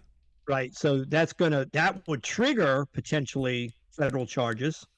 I think everything that related to procuring children for these type of things through a computer would be considered federal, but it doesn't really give a whole lot really about who charged what that I see in here. It just says that the Nevada police were involved in the picking him up. Yeah. I'm reading Yeah. right now, the arrested men were all brought to jail after being taken into custody, said the statement from the Las Vegas Metropolitan Police Department, which participated in the operation alongside local, state, and federal officials. Among the other suspects was Las Vegas Redemption Church pastor Neil Harrison Creasy, 46, a local CBS affiliate reported. The church official told the station that Creasy had resigned shortly after being released from jail on a $10,000 bond. So, Say under Nevada law, luring a child with a computer for a sex act can carry 1 to 10 years in prison. So because they're quoting, and when people ask like, well, can you be charged both state and federal? Yeah, and not to use this example for any other reason, the point of illustration, like the Michael Vick case. Virginia really wasn't at the local level going to do anything about the dog thing, so the feds came in. What he ended up doing was he offered a plea for time served from the federal end to take care of the state, but both equally had an opportunity to prosecute him. So here, I would guarantee you, and you've already mentioned the federal officials as well, there are federal charges here. Yeah, how that's going to play out, who knows? And I can't imagine that he's going to come back from Israel and face these charges. I think that they're already. I don't know. Yes, questionable. Yeah, I mean, it's. Let's see.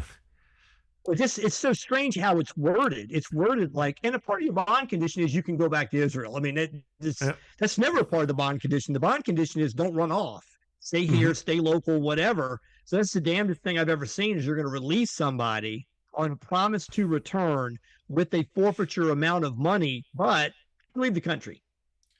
So it is the 22nd of August right now. He is due back on the 27th. So it'll be interesting. So there is a due date back. There's a due date back. Extradition from Israel remains a possibility, but its success would depend on legal agreements and political will. So they're already talking about extradition, which means that they probably don't think he's coming back. What are they saying over there in the chat? Well, Jen said, is this the guy who is also in charge of censorship on X? And then she found out and it says, yes, he's in charge of censorship on X. He is, and I have been heavily censored as. And you might have a strong word for him. I certainly do. Tommy boy, don't touch the children. Right. Effing pervert. Yeah. Beckham says they should have sent him back, dickless. Yeah, exactly. See, and that's what I think they should do. I think they should grab him by the wieners and the balls, cut that off, and say, you'll get this back if you return on the 27th. Go enjoy the rest of your life. Yeah, Bobbitt had. There you go. Bring Lorena Bobbitt in. She'll be the henchman. There's actually a show on right now. A lot of women have done that. It's a. I hear in Thailand, it's actually a thing in Thailand. Some did get them sewn back on, and some are dickless right now. Oh my God! Has anyone on X mentioned that he's fired? Is he fired? They have agreed to momentarily suspend him. The two parties agreed to mutually part ways, I guess. In the meantime, it was resolved. Oh my God! Beckham says maybe he still works remotely. Exactly. I wouldn't doubt it. You need your censors. You absolutely have to have them. And I mean, X has just gone mad with censorship over the last few months. And I mean, ever since this big row with Donald Trump, I think that Elon Musk is showing his true colors. And ever since they turned it over to XAI, and now the AI is running lead on X, it's become the Gestapo. It is worse. I honestly believe that X is now worse than it was when it was Jack Dorsey's Twitter. It is horrific. You cannot say or do anything. Absolutely. No way. Jack Dorsey's Twitter? Yes. You can even call someone fat on that Twitter. You mean against conservative statements? Really? That's what I mean. That's exactly what I mean. Yeah. And geoengineering in particular, right? You can't say anything about that. It's horrific. Jen says she's talked to John Bobbitt. And I went, really? And she goes, do you want him on the show? Sure. Yeah. I don't think John Bobbitt is a good fit for the show. I love it. Does it still work? Yeah, exactly. John Bobbitt was not a very intelligent human being. He was a complete arrogant ass. And then it might be Jen's friend and you're putting him down. Well, it could be, but this is my personal opinion. Okay. He got a bigger wiener sewed on to his little wiener, and then he went in and he took a contract doing porn. It's not the life choices that I want represented on the show. Right. I could be wrong, guys. I mean, we could bring him on a Friday show. What say you, Austin, Jack? Would you like to have John Bobbitt on the show? No. I What don't end? know who that is. You don't know who Really John don't? Bobbitt Really? is? Yeah. Oh, Okay. Oh, that's part of the age. What year was that? Wasn't it 93-ish? I know it was in the 90s. Yeah. Yeah. So, Jen says he loves chihuahuas. Lol. well, I get it. And does Bobbitt notice the sky demons Vectomast? Yeah, exactly. Does he know? Jen answered if it does it still work? And she says he has a pump. He pumps it up. And she says, no, not a friend. Oh my God. Yeah. You're like- Because they can put a prosthetic and then you pump it up with one of your balls goes missing Jiminy. and then they put that little thing and then I've seen that technology on a his TV wife, show. Austin, they were having domestic disputes. Mm-hmm. He was abusive to her, and she decided one night when he was sleeping, she sliced his penis off, and She would take 19 possession of it. then 1993. Yeah, and she 93. drove. 93.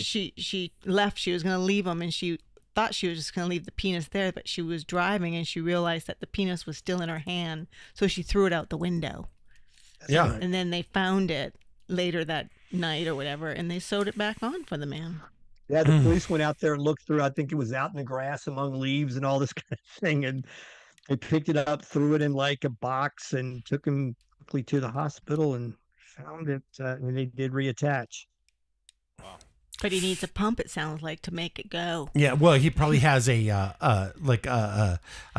penile implant that you pump up, yeah. right? They do that for Beckham says, I love the song Pump It Up. Oh my God, yeah. All right, so I'm rethinking having him on the show. Well, I didn't remember this. All right, He was what? found not guilty by reason of insanity. I thought Yeah. they just flat out. I thought Lorena. they flat out acquitted her because she had reason, but they're actually saying, yeah, that it was a temporary loss of the irresistible impulse, which in Virginia is a part of the argument you can use for not guilty by reason of insanity. Yeah. As a result, she could not be held liable for her actions. And they gave her a 45-day evaluation period in Central State Hospital in Petersburg, Virginia, after which she would be released in 1995. Wow. Yeah. Yep. Jen says, I was Facebook friends with him for years. He talked about how much of a liar she was. I don't know. Yeah, I mean, he says, she says, and the truth. Yeah. Well, I think that on both ends of that relationship, it was toxic, hands down. You don't have somebody acting like that is sane, and you don't have somebody acting like him after the fact that is a stable human being. I think that both of them had issues. It was probably like two electric eels just going at each other, and finally it broke. But I mean, it's not like we don't see stuff like that today. I mean, I think that people are getting crazier by the minute these days. Especially with that, with those drugs out there, all the shit they're spraying in the sky, being radiated, the price of everything going up. Having your dick lopped off nowadays is nothing. Click, there it goes. Oops, there it is. Whoop, there it is. There's a good song, too. Yeah, there we go. So Okay. I don't know how we got on that subject, but Jack brought it up. Oh, it's always on me, I guess. Yeah. It's always on Jack. Well, it happened in Virginia, so I was a little bit aware of it at the time. There we go. She's done the circuit though. She's done quite a few of the talk show circuits and told her story, and I guess they both came out pretty famous from it. But Yeah, real that famous. was ahead of your time, Austin. That's true. Is ahead of your time. There's these little things that we got it. We got it somehow in the news. I guess it was more of like it was one of these oh gosh, what were the magazine shows at the time? Current Affair or something yeah. like that. Yeah. Bring us all this information. Yeah. Bill O'Reilly used to be on there. Remember Bill O'Reilly years Yeah, ago? oh was yeah, on- absolutely. Yep. Yeah. Yep. And then he quit. He went to Harvard, finished up his his master's in journalism, and Roger Ailes said, "Hey, Bill, you want to be part of this new network?" And all of a sudden, I used to watch the O'Reilly Factor almost religiously for years. I know it's hard to believe, but I did. So yeah, I was just looking up though, guys. Notable cases of government public officials who face similar charges to the Israeli, including soliciting or luring. In March 25, Justin Eichhorn, Minnesota State Senator, Republican, arrested during an undercover sting operation. He was allegedly been communicating with somebody he believed to be a 17-year-old, arranging to meet for sexual activity. He was charged with verbally attempting coercion and enticement of a minor. Outcome, he pleaded not guilty in April and was released on his own recognizance, pending further legal procedures. That's how you say swept under the rug.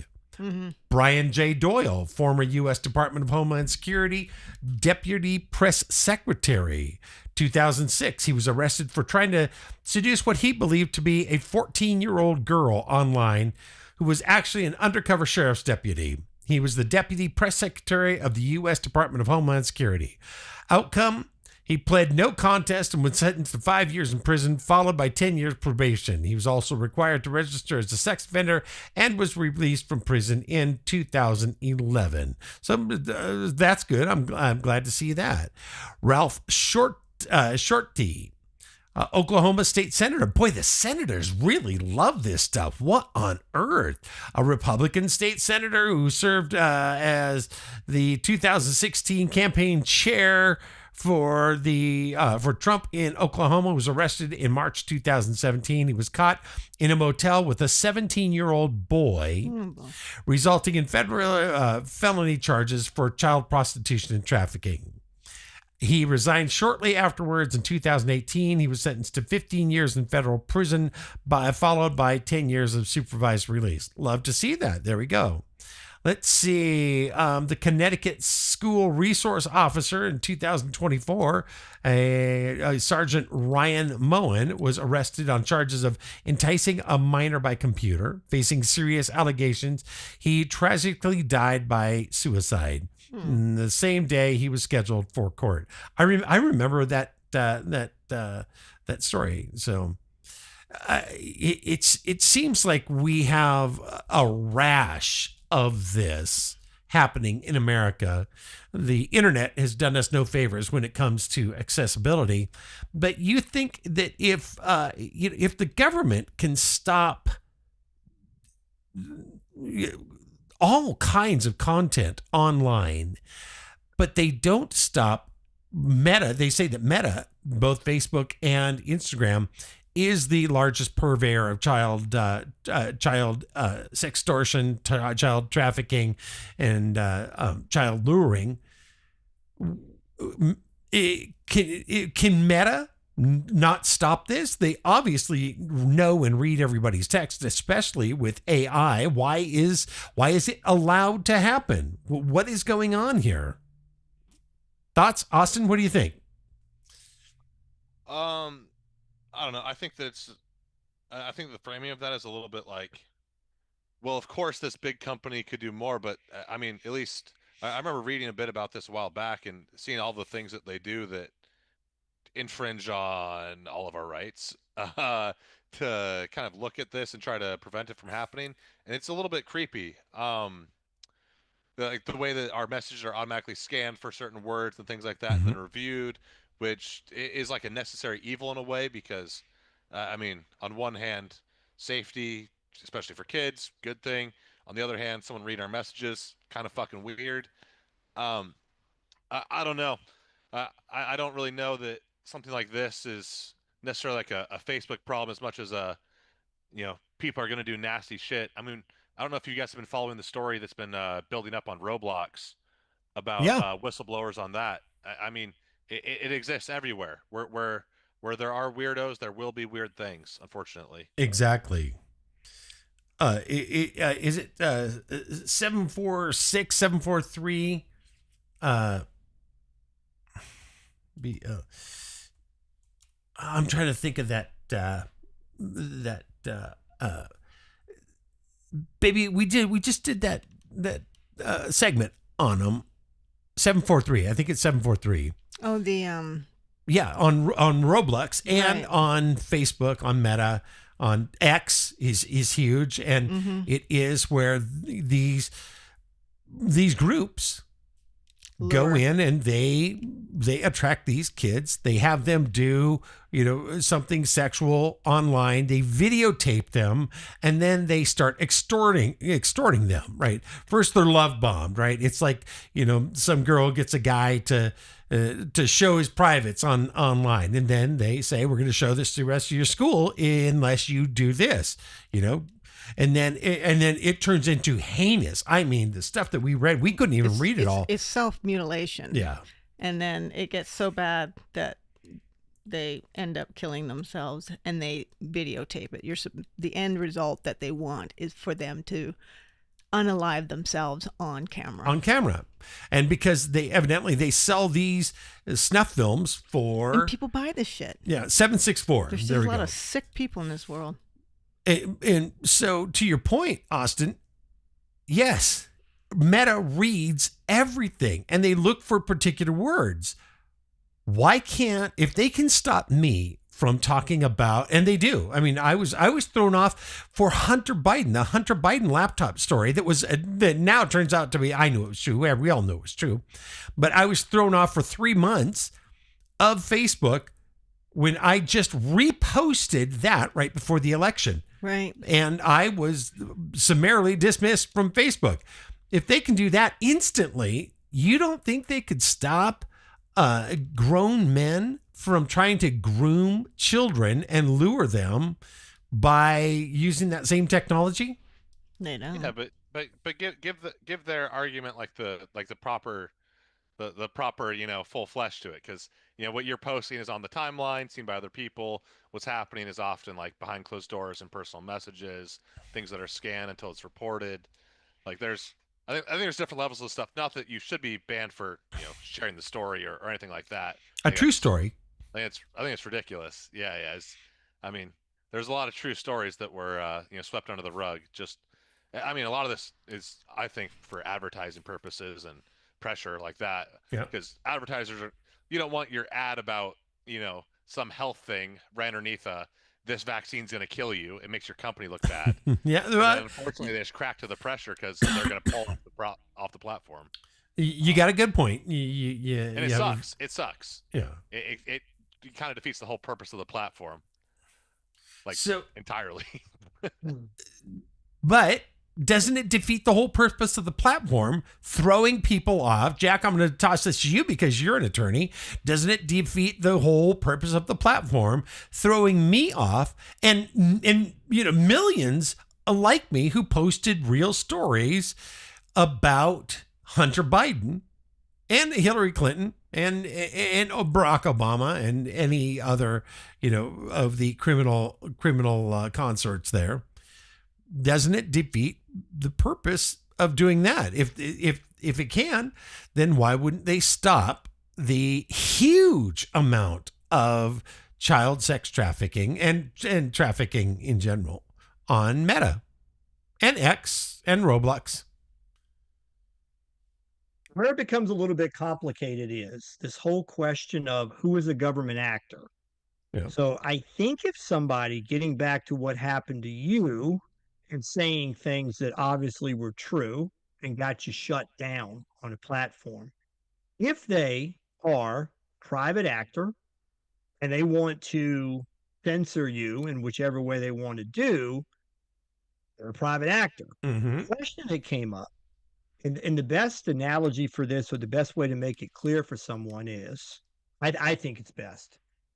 Let's say the police suspect you're doing some narcotics, growing of plants or something in your house. Right. And I, your neighbor, come breaking into your house and find a bunch of stuff. That is not a violation of the Fourth Amendment. If the Okay. cops say, "Hey, Jack, you want to go to Sergey's house and break in and go climbing through the window and find if there's bad stuff there," and I go back and report to them, I just became a Fourth Amendment actor. Even though I'm a private citizen, I was directed by the government. So I say that to say this. What was really nefarious about what was going on in the time frame that happened to you, there was goosing going on by government agents or Yep. government agencies. Now, to answer your question on what I think is happening on all this other bad stuff related to violation of human rights, the rights of children, and the rest, they don't care. Obviously, they don't care. If they're after you for Hunter Biden, unmentionables that you're not supposed to say, then clearly they have an agenda, whether it's driven by government actors or not. And if they're not stepping in on the other, now the only difference of two is what you were doing might be something clearly they wanted to censor for political purposes. Yeah. They are getting into potential criminal charges on the other.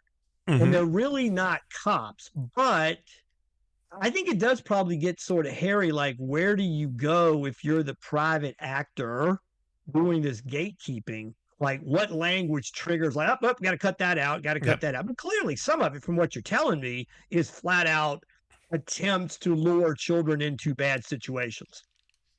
So we have a story that just came out the other day. Mm-hmm.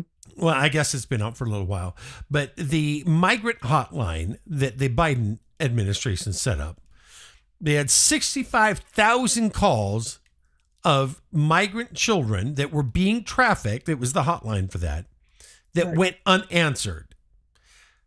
We have the Israeli guy that censors people for X. We have companies that censor for all of social media. Are they allowing this? I mean, you're trafficking children. Right.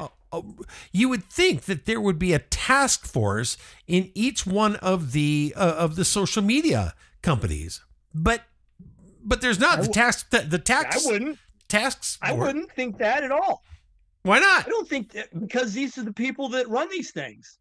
I have no faith or reason to believe that people that run these type of things that did what they did to you because of something politically unpopular to them would be these beacons of virtue that are going to take care of all that. Why would I think that? Yeah, exactly. Austin, what say you? I think there's like a different element that maybe is kind of being overlooked in that, and it's just, and this is actually something I very recently kind of gave consideration to again with this Roblox dilemma, because I'm not sure how much you guys have followed this. This guy broke this huge story. I think he's led to the arrest of, I want to say, 8 pedophiles. His online alias is like Schlep or something like that. I watched his YouTube videos of him, finding these people and being, groomed, acting as a child. It's disgusting stuff. It's actually completely unbelievable that they decided to ban him for this, but they removed all of his accounts from the platform because it looks bad for other parents and other people who let their kid use this platform now, right? And you're like, oh, but there's a guy on there who's showing this grooming that happens there, and whether it's popular or common or not, it's still something that happens that's now brought to light. And I think on Facebook, something that I tried looking up now was, how many people does Facebook have arrested annually for sex crimes? Even just like a blanket thing like that. There's not direct data for it, because why would they publish that? That would drive users away from the platform. The more that you know about the crimes that happen behind the scenes, I think, makes their company just look bad. We all know that it happens, but I think when you post the data, I think it paints it a certain way. And I would imagine they have a task force for these things, simply not because they're great people, but simply to avoid legal liability. Right. At least that's what I would imagine. So are you saying that the task force is tasked with sweeping this stuff under the rug, not stopping it? I would think that it's both. I think that their goal is to prevent this from happening, but Okay. I think that it is to also do damage control, because you don't want people to feel like they're, being surveyed, Right. which, or also there's like threats on the platform. You wouldn't let as soon as you hear that they had to install a task force for kids being solicited online on any website, you're Right. not letting your kid use that shit. No. You're not gonna be like, oh, they're protected now. You're gonna be like, how did this fucking come to be? What is going on here? But Roblox, I mean, Roblox is literally a pedophile's haven, and people who want to do kids harm, get them to do stuff so they can sell the videos, we read that they're selling these videos, making these kids do, and I mean stuff that you cannot talk about. Imagine the worst stuff. That's what they're doing. And then they sell these videos for thousands of dollars a piece. First of all, who's buying them? Second of all, why don't we track these people down and find out who their client list is? And third, why haven't we stopped it? We've got... you're not going to stop all of it. I think that's just kind of an unrealistic expectation, personally. Okay. Maybe that's just me. Fair point. I've been on the internet long enough to see that, unfortunately, when you think you found the weirdest shit, there's going to be some other weird shit. Yeah. But I think usually that's the outlier, though. I think usually it's just there's some people that are, socially inept. They're weirdos. They're into some weird shit. Because something that I was more shocked by actually watching those documentaries about Roblox is there shit that's not illegal that is on the platform that is way more fucking like popular, I guess, or common, that is just fucking diabolically weird, man. Yeah. Like I watched the streamer Schlep. He's scrolling through the servers to try to find pedophiles and weirdos, and there's like people acting like parents and kids on the platform and shit like that. Mm-hmm. It's like I don't think they might be playing house, man, but that's just fucking weird. That's weird, man. That's weird. It's also not like bannable, though. It's not always nefarious, but it's fucking gross and probably weird. Probably shouldn't be allowed, but also the more that they shed light on that and that they're monitoring it, I think the more that a parent's going to be like, yeah, you can play Mario Kart instead. And then all of a sudden they're not pleasing the shareholders. They're in a world of pain. Mm-hmm. I don't know. But listen, I agree. I absolutely agree. That's why it boggles my mind that this kind of stuff is not being stopped. Or is it the fact that we don't see these reports in the media much? We hear about them on the fringe, but it's not front and center. I mean, good Lord, we've got 320,000 children have been missing from the border from 2019 to 2023. 320,000 migrant children. That doesn't include the children that go missing in America every day. A small town worth of children go missing in America absolutely every day. Now, a lot of those are found, but they've never found these 320,000 children have not been found. And the Trump administration has been looking for them. So what happened? Are they being sold on Wayfair? A $30,000 dresser? Do you remember all the stuff that Ellen and everybody was selling on Wayfair? Vectum says, oh, no, I lost it. Vectum said town square death penalty for all pedos. Yeah, absolutely. That'd be nice. Whatever happened to Lux? I mean, just put them in the stockades. And then DPS says Vectum after castrating them with no numbing. I like that. I like Vectum's plan. It's disgusting. It is disgusting, and it's unfortunate. There was a Hollywood horror movie that they said was actual snuff. Oh. Yeah. Do you know what movie that was? No, I have no idea. I don't watch those kind of movies. There's somebody in the house that likes horror films, but I'm not Maddie, the dog? yeah, I don't think so. She doesn't like any loud noise. I love horror movies. It, Good ones and bad ones. yeah, it's just not my genre. But I do. You love zombie I movies. do love zombie movies. Zombie anything. Good zombie movies. You know, that 28 Days Later. We got to watch 28 Years Later too. Yeah. Have either one of you seen 28 Years Later? Not a movie guy. What? Yeah, I guess. I mean, I don't even go to Austin, you remember the Bodo Theater up here with the recliner seats and everything, just a couple blocks up from downtown there. Real nice. That's one of my favorite all time theaters.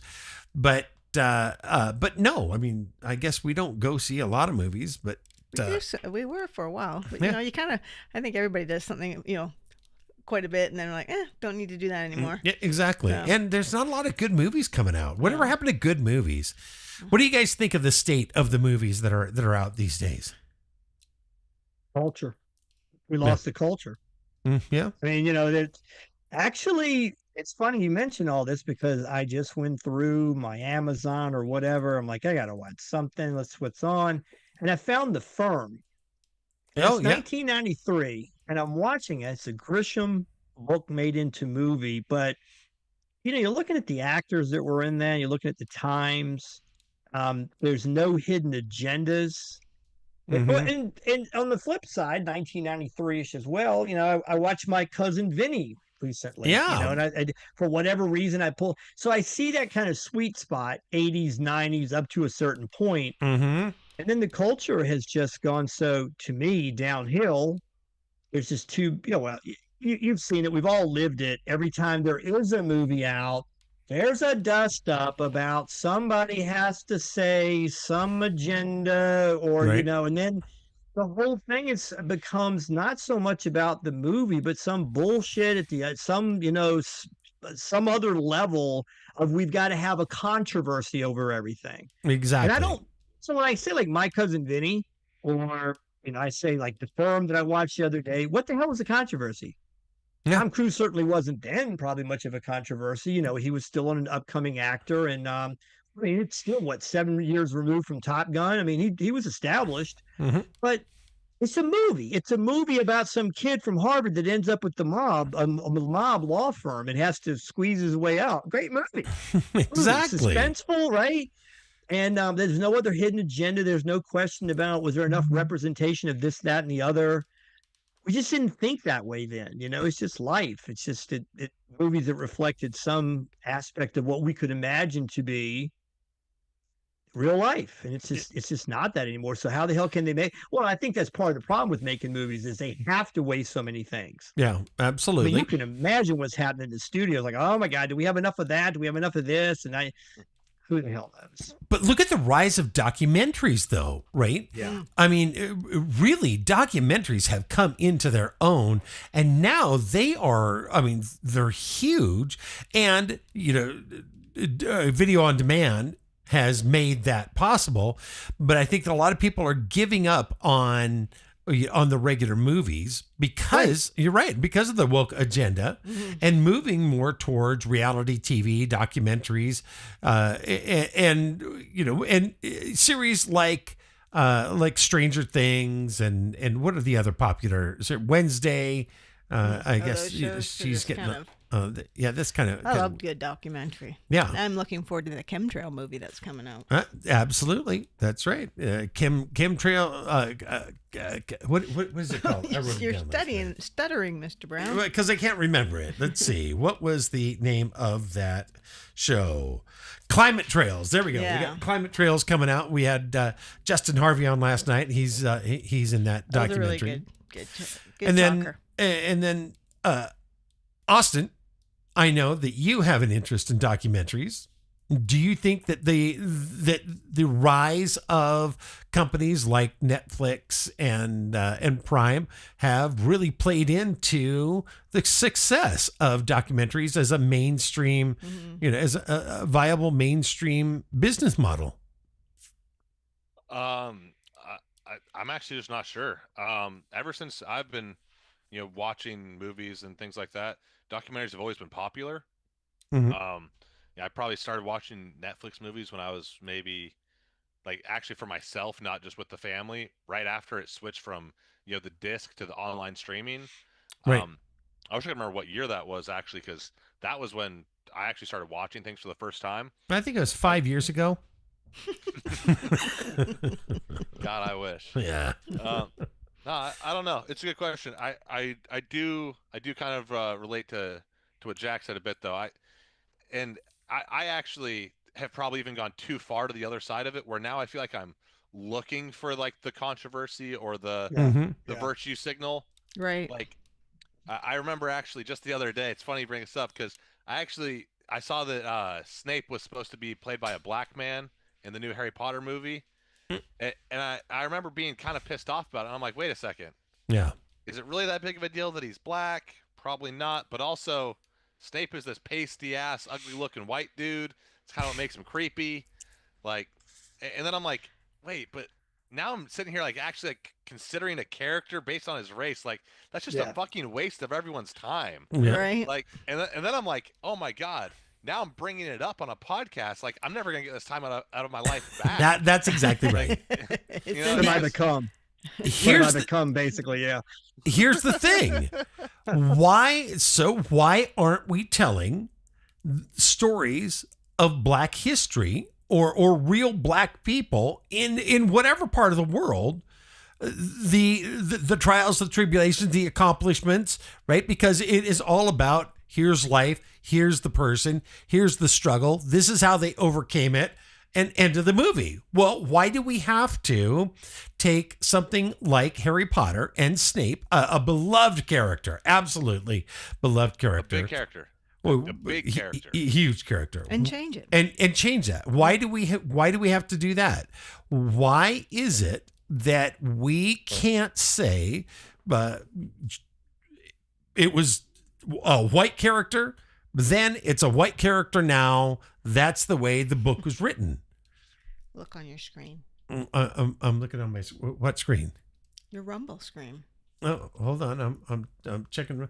Jen, thank you very much. Jen just hit us with good to be here. $5. Thank you very much. Look at that. Jen, you're just rocking it. Single-handedly financing our corporate empire here. Come on, people. One up on her at least. Exactly. Come on. Give her a run for her money. We love you. Thank you so Thank much. you, Jen. You do bring up an interesting point, though. I remember considering this back when, what was it, The Little Mermaid was now black? Yeah. Oh, they did instead of all of that. And it's weird because you would think that for as compelling of a story as that was, not that race was ever a focal point of the story. Right. Well, now there's a black character in the Little Mermaid, and now the focal point isn't even this change. It's just we're pretending that it's the same. Right. But it's literally just a reprint with one character being a different Color. race. It's just it just doesn't feel right. It feels lazy. I also tend to not really care quite as much or have as much passion for these cultural topics, just because it feels like time we're never going to get back. Like I don't want to look back ever on a time where I was discussing the race of characters. Like I don't think many people actually Can't we care. just fall in love with the character and leave it at that? And why do we have to don't you have enough creativity in your mind to make a new movie? My point right there. Exactly. Like look at Snow White. I mean, it's a classic. And you go, I think that's the most egregious. Butchered it with. Well, they took a Hispanic girl and they put her in the Snow White movie. Character. Yeah, my favorite movie growing up though is Remember the Titans, and it's yeah. I feel like I'm actually virtue signaling even saying that honestly now. But like that movie actually had plot and like brotherhood and like exactly it had a racial element, but it was like actually important to the story. It wasn't bingo. They weren't sitting there talking about the movie being like, guys, look how much we nailed this element of culture. Like, it was actually just a great movie. It certainly was a great movie, and that is one of the things that I really loved about the 90s. We're just watching, I don't know if you've ever seen The Commitments, indie film. I love indie films because they're story driven, they're not CGI driven. And they're commonly, when you get a good indie film, it's really good.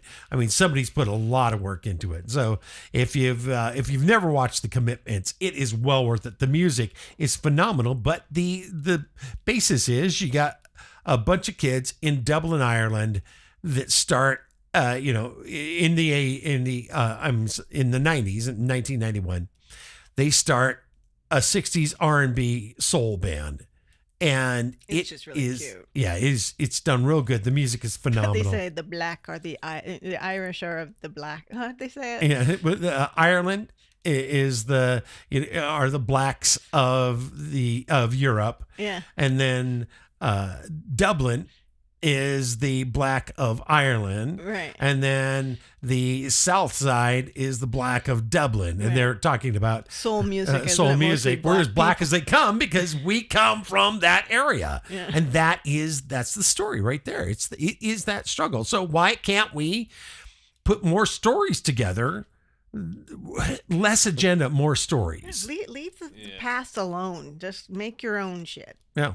Well, I got to say something about movies in general, about movies that are geared upon, because Austin, you bringing that up, I'm on YouTube all the time, of course, and I see something the other day where the guy goes, the movie about at Northern Virginia school in that integration era, and kind of a little bit more what the story really was. It's overly romanticized or dramatized. It is what it is, but it does tell a story. Right.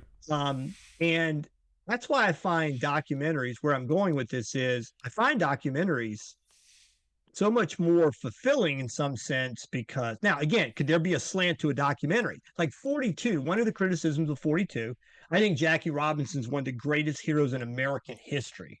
Right. No doubt. Right.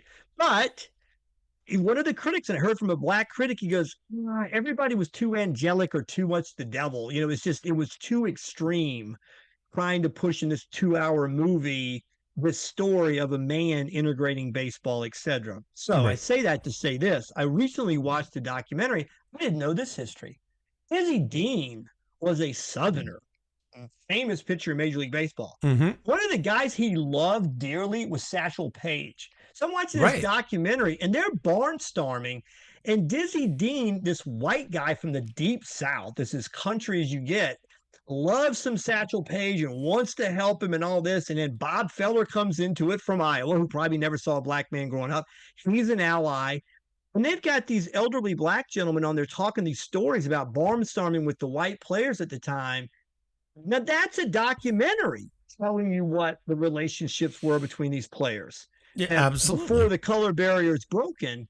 And I thought, now that's an interesting story. Now, is there a slant? Do they cherry pick better stories? Maybe. But to me, that was quite enlightening, that there were white players that really stood up for the black players and tried to. Now, did they make money on the side? Yes, they made huge money barnstorming in the off season. So they all had a financial interest in it as well. But it wasn't the story. I mean, again, would I have thought Dizzy Dean would have necessarily been on that? I didn't know anything about Dizzy Dean other than a little bit I remember as a child hearing the stories of him. But how close he was to Satchel Paige in that time frame was really amazing. It's a really neat story to hear how these guys became friends. And so, why aren't we telling those stories? I mean, really, look at Jack Johnson. Pound for pound, one of the greatest boxers of all times, took all comers and beat them like they were punching bags. Where is the movie about Jack Johnson? And I mean, big budget film. We had a movie about the hurricane. He was a criminal, and he got he wasn't a criminal, but he was sent to prison on a trumped up rape charge. But still, why don't we have a Jack Johnson film? DPSF 98 says a lot of movies are programming or giving us heads up. They always tell us first. Yeah. Predictive programming. Yeah. Absolutely. I'm looking for something here too that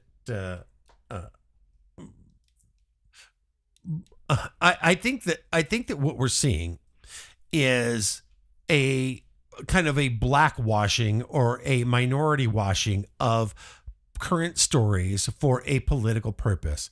Like I always say, I don't care. I love everybody. I could care less what your race is. I embrace those cultures. I love the differences. What I don't like is the agenda. And when you start putting an agenda together, it is for one reason, and that is to drive a wedge in between the people. And so I think that taking a black Snape is akin and doing the same thing with a Hispanic Snow White, right? Why can't you make a story, a new story, or tell an old story about that person and cast that person properly? It's because they want that rage. They want to keep fueling all of those little fires and make people upset. And I don't like that. I think now you have to watch it. You have to watch it now so that you can have an informed opinion on it. Exactly. It's like no one ever complained about that. And forgive me for interrupting, but what was that Hispanic movie or I think it was Mexican maybe, that came out on the Day of the Dead several years ago? It's a Disney movie. It was such a sweet movie about this kid that wants to be a musician. Yep. And the whole time you're like, wait, this is actually compelling and cultural, and I'm learning about shit that I have no idea about. And honestly, I still don't, because I fell asleep during the movie the 2 times I watched it. Yeah, let's see. What was it? It was good. Huh? It was actually a really good movie. Yeah, Coco. Yeah, Coco. Yeah. Yeah, it was a really good movie. I am, as Dawn knows, I absolutely love Day of the Dead. When I was 4 years old, we left Alaska and we moved just outside of Mexico City. And we spent 6 months there. And during that time, I absolutely loved the Mexican culture. And everybody was wonderful. I mean, and it's a very family-oriented culture. They had a Day of the Dead celebration down there that was amazing. And it makes you look at death in a whole different from a whole different point of view. It's about celebrating your ancestors and the skulls, the sugar skulls, the dress and the decoration. I just absolutely loved it. And I've always wanted to go to another great place that celebrates the Day of the Dead like that. And that movie, Coco, was, I thought it was perfect. I really enjoyed it. Really, really enjoyed it. Yeah. And I'm also, please continue. And I'm an old man, so. Hey, real quick, I just wanted to. I thought James Earl Jones stuck in my head for some reason when you said Jack Johnson. The movie 1970, The Great White Hope. Mm-hmm. He was in, and now it's 1970. It's 50 plus years ago, but there was a movie that it was adapted from a play in 1967, and then became a film. That James Earl Jones, who passed away here recently, the age of 93? Yeah. I believe he was 93 years of age. But yes, he played Johnson in the movie. Phenomenal voice. That man absolutely had him. An incredible voice. He was great. Boy, yeah. Field of Dreams. Yeah. Oh my God. Yeah. All of it. Anything. Just, yeah, he was pretty good. So much talent. And all we can do is retell the same old stories. It's the problem that I have every time they come out with a new, Batman, a new Spider-Man, a new Superman, a new whoever. They always start at the beginning story. Why can't they keep going and build more character, build more story? I don't know. All right. So next, I am wondering just exactly what is happening to our skies. On the screen, you will see pictures. Now, this is an ominous fiery spiral appeared in the skies over Morocco, perfectly shaped, glowing, and unlike anything else we have seen before. These are very unnatural pictures. It is something that I think we need to talk about, because it's not just happening here. It is also happening right up north of us. Let me see if I can find that. But we also have this. Oh, hold on. Let me hit the wrong button there. We've got our skies that are changing colors. That's not real. But it is. This is in England. That's not real. Well, there you go. The UK, Robert Pollard. So we're getting these, and you and I, babe, we've taken pictures. I've got a whole litany of pictures Right. of Well, that is- clouds that have these iridescent, Descents, yeah. you know, like oil slick rainbows in them. So what is happening to our skies that are it beautiful? Yes. Is it intriguing? Absolutely. It looks a lot like my background, and I think that they're copying that. But this is real, right? I mean, got the flag and everything right there. Look at those colors. But it is absolutely incredible. So Toxic. toxic, gentlemen. What do you think is going on there? Are we dumping stuff into our skies that, although it might look beautiful, it is extremely caustic and toxic? Austin? I couldn't tell you. I mean, looking at that, I mean, whether it's real or not, I mean, I couldn't tell you. That's well above my pay grade.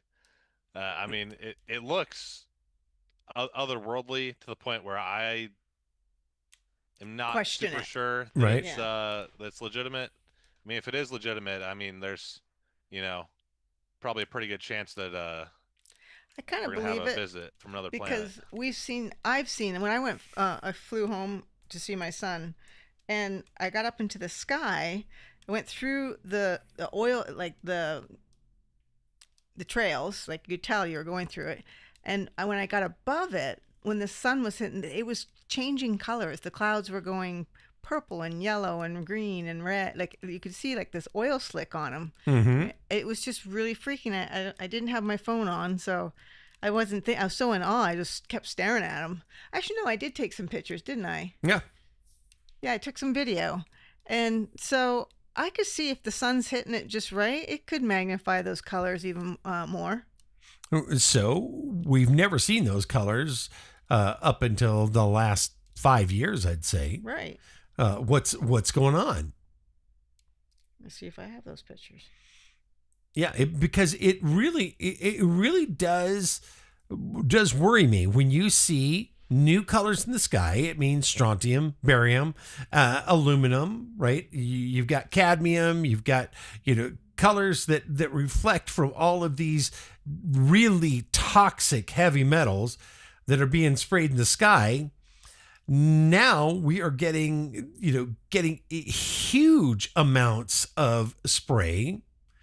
So what is the outcome? What do we take away from this? Beauty, yes. Intrigue, of course. Is it killing us?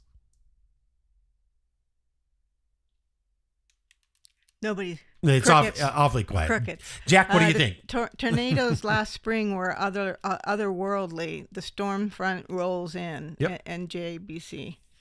Beckham says, I get a lot of Jersey pics from a couple of people, some wild pics on a lake, usually identical to the New York, though.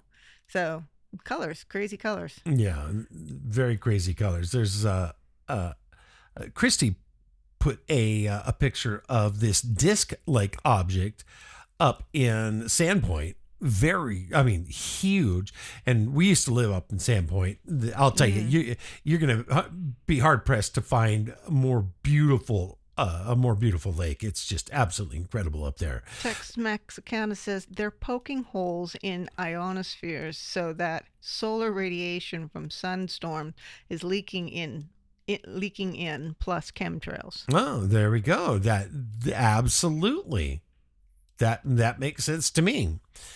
So, gentlemen, I'm thinking something has to be done. I am starting to wonder at what point do we start replacing elected officials based on singular items like the border? We did it with the border, right? We've done it for forever with taxes. do we now start replacing mayors and governors and representatives and senators and presidents based on, are they going to stop geoengineering? Austin? It's just not my area. I couldn't tell you, but I know for a lot of people, and even some people I know quite well, it is their top ticket issue. I think for me, just because of my age, I think my one ticket issue is going to be: will there be something that prevents conglomerates from buying up all the single family houses in my area so that I can afford to buy a house before Absolutely. I am so old that I give up on wanting to have kids?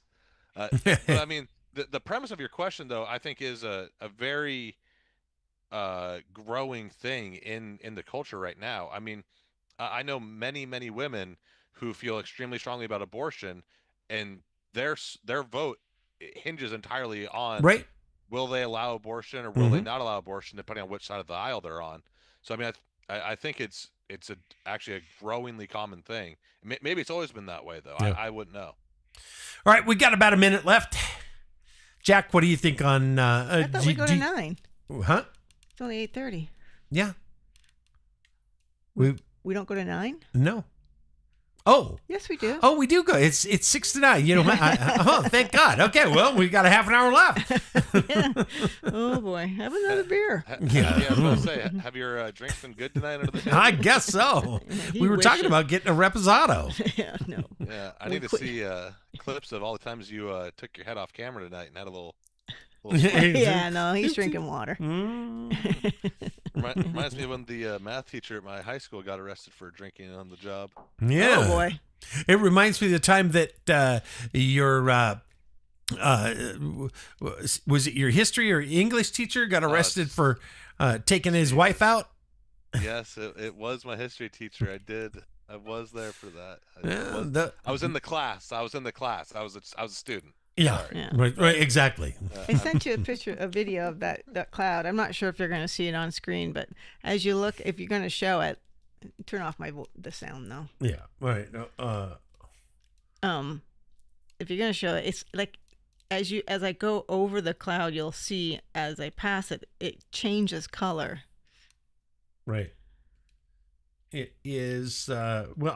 I'll have to convert it. It won't. It won't Okay. play. But Vectum says re-engineering of the climate is top priority for me now. yeah, I mean, it is the thing that I think about most. Is how do we clean up the climate, and not climate the climate crisis, because the crisis is that our government is spraying us. And although it is beautiful, it is colorful, we've seen the damage that is being done. How do we get around that? Jack, what would you say would be the best way to get around the damage that's being done by all this stuff? I have no earthly idea what the damage is or anything else. I mean, as someone of my age, I don't know. I mean, my parents passed away 90 plus, and I remember having this talk with my dad a few years ago, but I wonder how much of it is as you grow older, you sort of romanticize your youth as being a certain way. But it seemed to me as a child, it was summer, it got progressively cooler, it became fall, it got progressively cooler, it became winter, it got warmer, it became spring, etc. Right. I don't remember these crazy swings. I don't remember 82 in January, Right. the part of the mid-Atlantic where I am. And I look at the sky now, because you kind of got me doing this now, and I don't see a blue sky anymore. No, Like, right. you kind of got me on. Nothing looks quite the same. But then I'm like, was it just all bullshit that I thought I saw the world a certain way? No, you saw it beautiful. Well, it sure seemed different, and the food seemed different, Yeah. and everything seemed different, right? So I don't know. I can only anecdotally say, like, yep, seems kind of different. I don't have a study. I don't have a measurement. And I also, it's sort of looking at this, when I look at the sources that would call it as bullshit, you kind of figure like, okay, well, who are they? Whose side they're on? It's just so much of this, especially in the things that we're probably going to discuss. I don't know. I'm not in a position to really say. However, again, It does seem like, don't remember the world in my youth being quite like it is now, but I don't really know all the reasons why. But yeah, it may be a romanticized version of what I thought I saw growing up. Seems different. Jack, do you remember the country having a fire season? I mean, was the spring and especially the summer, were there forest fires that covered the sky like they do now? No, but I do remember Smokey the Bear, though, and Smokey was there to tell us a lot of the things not to do, make sure that we put out the fires and all the other kind of stuff. And Smokey was a big influence on my life as a child, as probably he was as well to you.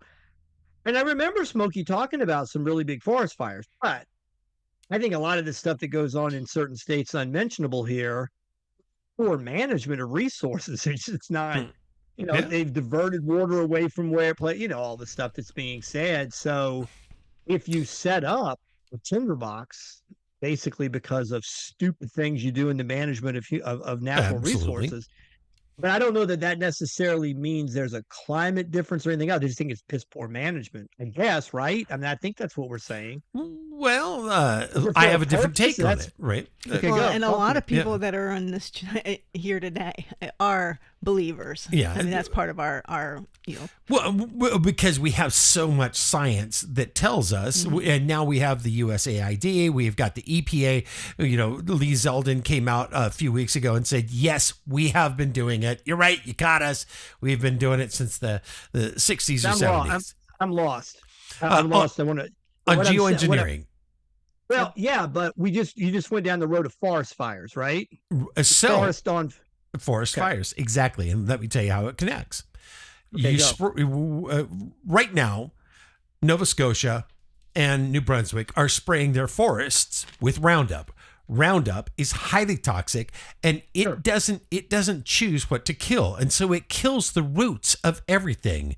When you kill the root, purpose? Why are they? What would they say is their purpose for doing so? They're trying to get rid of underbrush, but it doesn't make any sense because they're killing the trees as well. Right. So they're doing this to get rid of the underbrush to try to reduce the possibility of the fire. Exactly. Right. But yet, go ahead.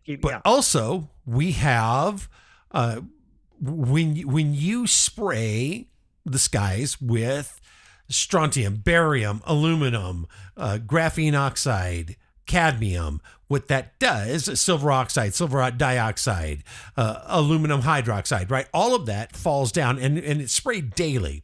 And then what it does is it kills the bacteria in the forests, the fungus and the bacteria that turn the leaf litter and the deadfall that decompose it. And so what happens is, because that doesn't decompose, and they're also, the Northwest never used to go into a drought during the summer. It does now, and it has for the last decade.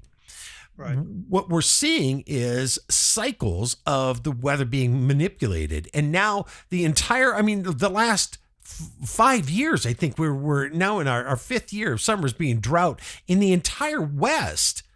And then the forest fires, because you have all of that deadfall that now never decomposes. Yes, we do mismanage the forest. You used to be able to go into the forest and pull out deadfall and cut it up, sell it for timber or for firewood or mulch it. You're not allowed to do that anymore. The government really has reined in any kind of service without paying to go into the national forest that we pay for, right?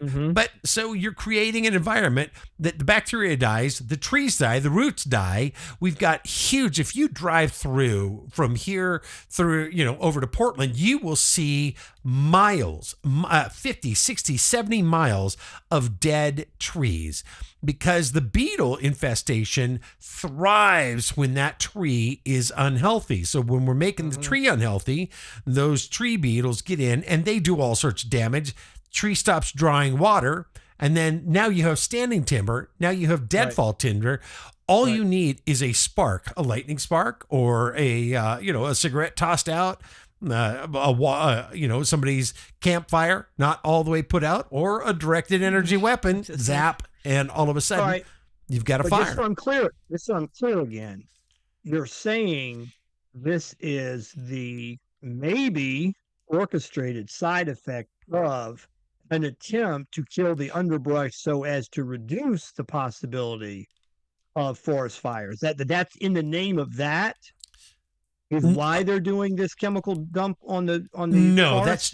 that's just what New Brunswick and Nova Scotia have said, that their reason for mass spraying the forests with Roundup. I'm saying whether it's bullshit or not, that's what they're saying. Right. So they're saying we're doing this in an attempt not to have out of control forest fires. Absolutely. And it would affect what they're doing, you're saying, is creating the environment for all of this. Absolutely. So it would be akin to taking gasoline, spraying it all over someplace, tossing a match and saying, I'm doing this to stop the place from burning down. Right. But what we're saying then is this is orchestrated, it's directed, and there's another agenda. Right. Exactly. Okay. Gotcha. I'm with you. Okay. And the agenda. I just want to make sure okay. Exactly. And it's I don't live in that.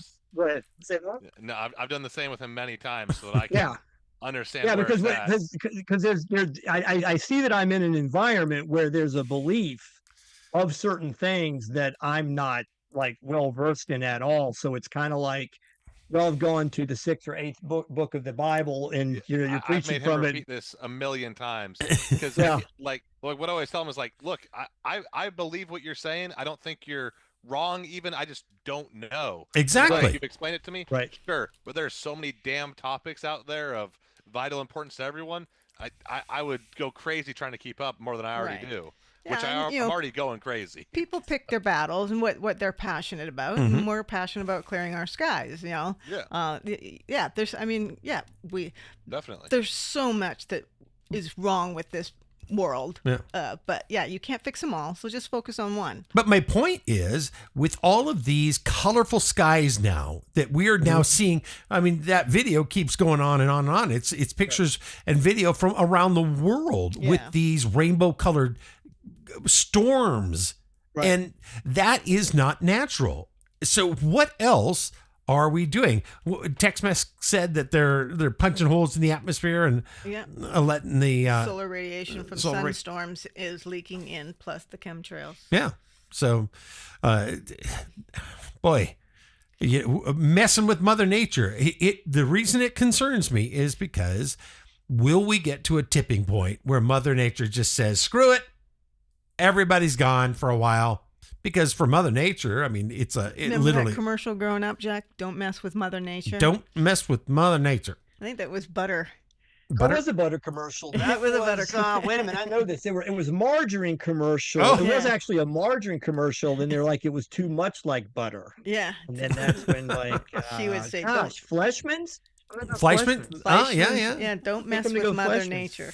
Yeah, margarine is like one molecule away from plastic. That's what they. Yeah, let's eat it. That's what they say the science is. Yeah, my mom followed all that. That pyramid. She ate all the stuff. It tastes like butter, but it's not. And margarine. She took all the fats out of her diet and everything. And my mom died of Lewy body dementia. Yeah. And there is no dementia in our family. So, when you follow that great pyramid that the government said, I think there's some really, really awful things that will happen to the human body. My grandmother was on heart medication and statins. They started her on statins because her cholesterol was high, and they just kept upping that because the cholesterol started getting worse and worse over the years. And then they put her on heart medication to make sure that if she did have a heart attack because her cholesterol was high, I mean, you need cholesterol. You need cholesterol. You need a massive amount of cholesterol. That's why they say that vegans, their brains don't work as efficiently as people who eat meat because they're not getting any cholesterol. And it's the truth. I mean, vegans have a tendency to be very depressed as a group of people. Well, we might have some vegans on here. Well, and I love that. Start eating some meat and you'll feel a lot better. I guarantee you that right now. There we go. Steak. You guys may have heard this as well. So I listened to a guy doing a kind of a deep dive study into the food pyramid, and when Eisenhower, who served from 53 to 61, I think he won re-election in 56 before this, but he had a massive heart attack while in office. Mm-hmm. Okay. So this guy that they, according to this like documentary, was part of Big Grain. It was literally like, he was a big grain guy. Yeah.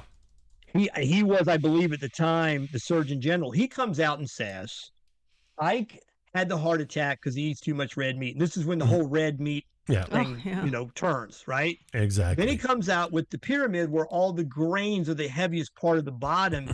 It's because he's being funded by big grain. Yeah. At the same time, this documentary went into how I'm trying to remember this from my dad living on a farm.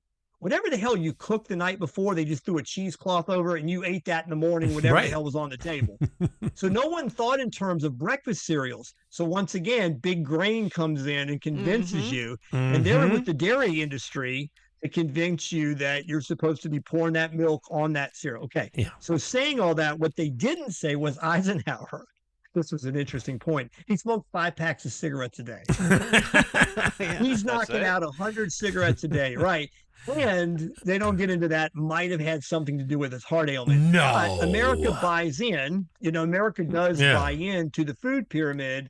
Nice, Sean. And there you go. And well, it always amazes me that we get sold this bill of goods and people believe it. Oh yeah. There's why wouldn't they, though? Yeah. If the government loves us, the government says, have a hearty breakfast of X number of cornflakes or whatever with your milk. Why wouldn't you believe that?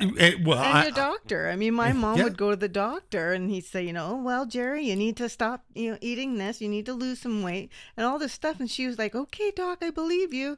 And literally everything they said to do was the reason why she got Lewy body dementia. Absolutely. It just fucked up her brain. I'm sorry I said the bad word. Baby, it's a family show. I know, but watching my beautiful best friend die slowly was awful. Well, and it broke my heart. To be very cynical, if you had a business model, what would you do in the medical industry? You would make everyone manageably ill to the point of not quite wiping them out, but man, put them on every type of medication. And you guys probably saw this.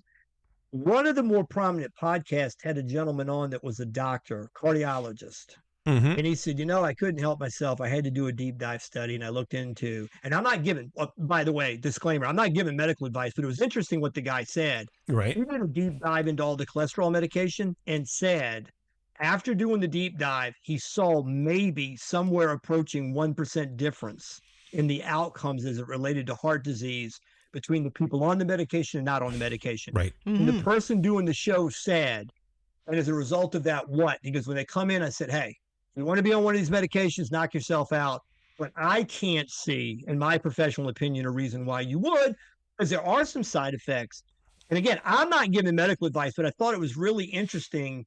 And he said that it was a lot to do with the industry finding, what can we do that's easily manageable, easily identifying marks? And I remember this. It was keep your cholesterol below 200. And then it was get it below 150. Right. And now we're pushing 100. Yeah. And the number just keeps moving down all the time. Yeah, they've done the same thing with blood pressure numbers. They keep dropping what is beneficial blood pressure. The problem is that when you do that, every time you drop it, then you can say, you know what, I need to put you on blood pressure medication. Absolutely. And we're being lied to constantly. The human body has a great ability to regulate itself. When you start putting stuff in it, that's where the problem arises. And then the way they treat that is up your medication, put you on another medication. Oh, well, this medication is causing that problem. Now we'll treat that problem. And that is the business model right there. Heaven forbid. It's a good one, right? Absolutely. If you're trying to make money. 62. That they say that 62 years old, the age I am today, that's when they want you to die. That's optimum for or live in a nursing home where you live off all the medications and the doctors. Yep. Because my mom, like I said, fell for the con. So bought all into that shit, then started taking all this medication for different things. Then she gets diagnosed with Lewy bodies and spends, as soon as it hit like a year in when she got diagnosed, she was in a nursing, in a lockdown place. Yeah. And for 6-7 years, she lived in a nursing home. Exactly. And just, the last 4, she was just a vegetable. Mm-hmm. But she, you don't die from it. Yeah. What's NJ, NJLBC. Yep, I don't have my glasses on. Dawned on me, the doctor has me just clinging to life with my meds. No cure. They move the cholesterol numbers and BP. Yep, they keep dropping them so they can say, now you're considered unhealthy and we need to treat that with this pill. Mm-hmm. With this medication. And then that medication causes another problem. Mm-hmm. And the longer you are on it, the more damage it is doing. Look at your sister. She's terrified. Like, she wants to get off of it now because she's, we've woken her up. Yep. But she's terrified on how to, like, what if I go off of it and I die?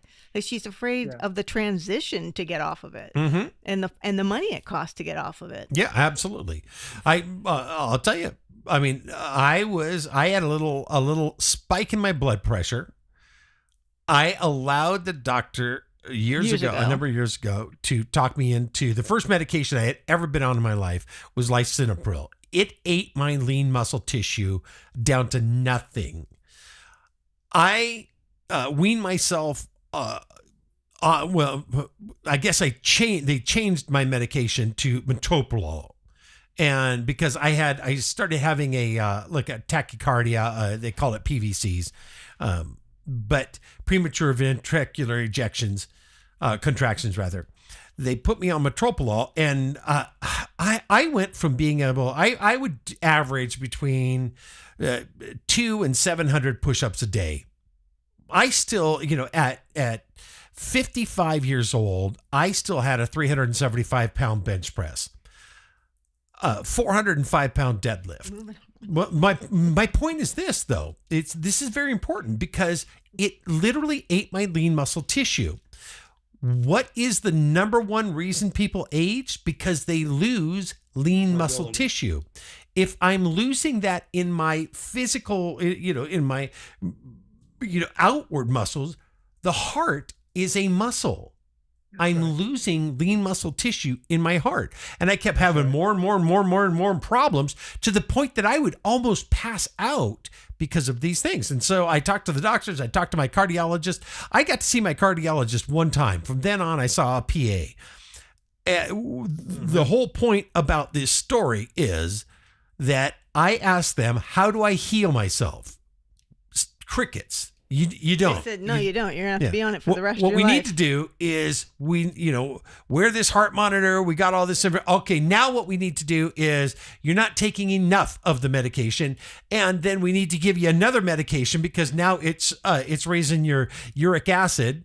And then that's when Sergey says, and then he went home and researched. And I researched. I found a blog on a guy that had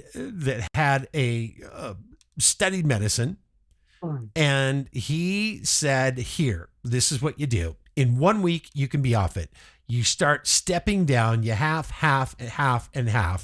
and then you're off the medication. Every doctor, I called, how many doctors did I call? I mean, yeah.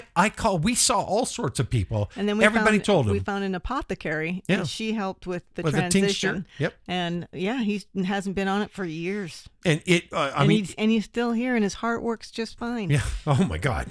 Yeah. I'm so much better. And the brain fog, it absolutely destroyed me. Thank God I got some of that back.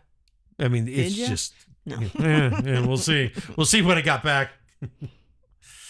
But that's, I mean, the fact of the matter is that we've become over-medicated as a society.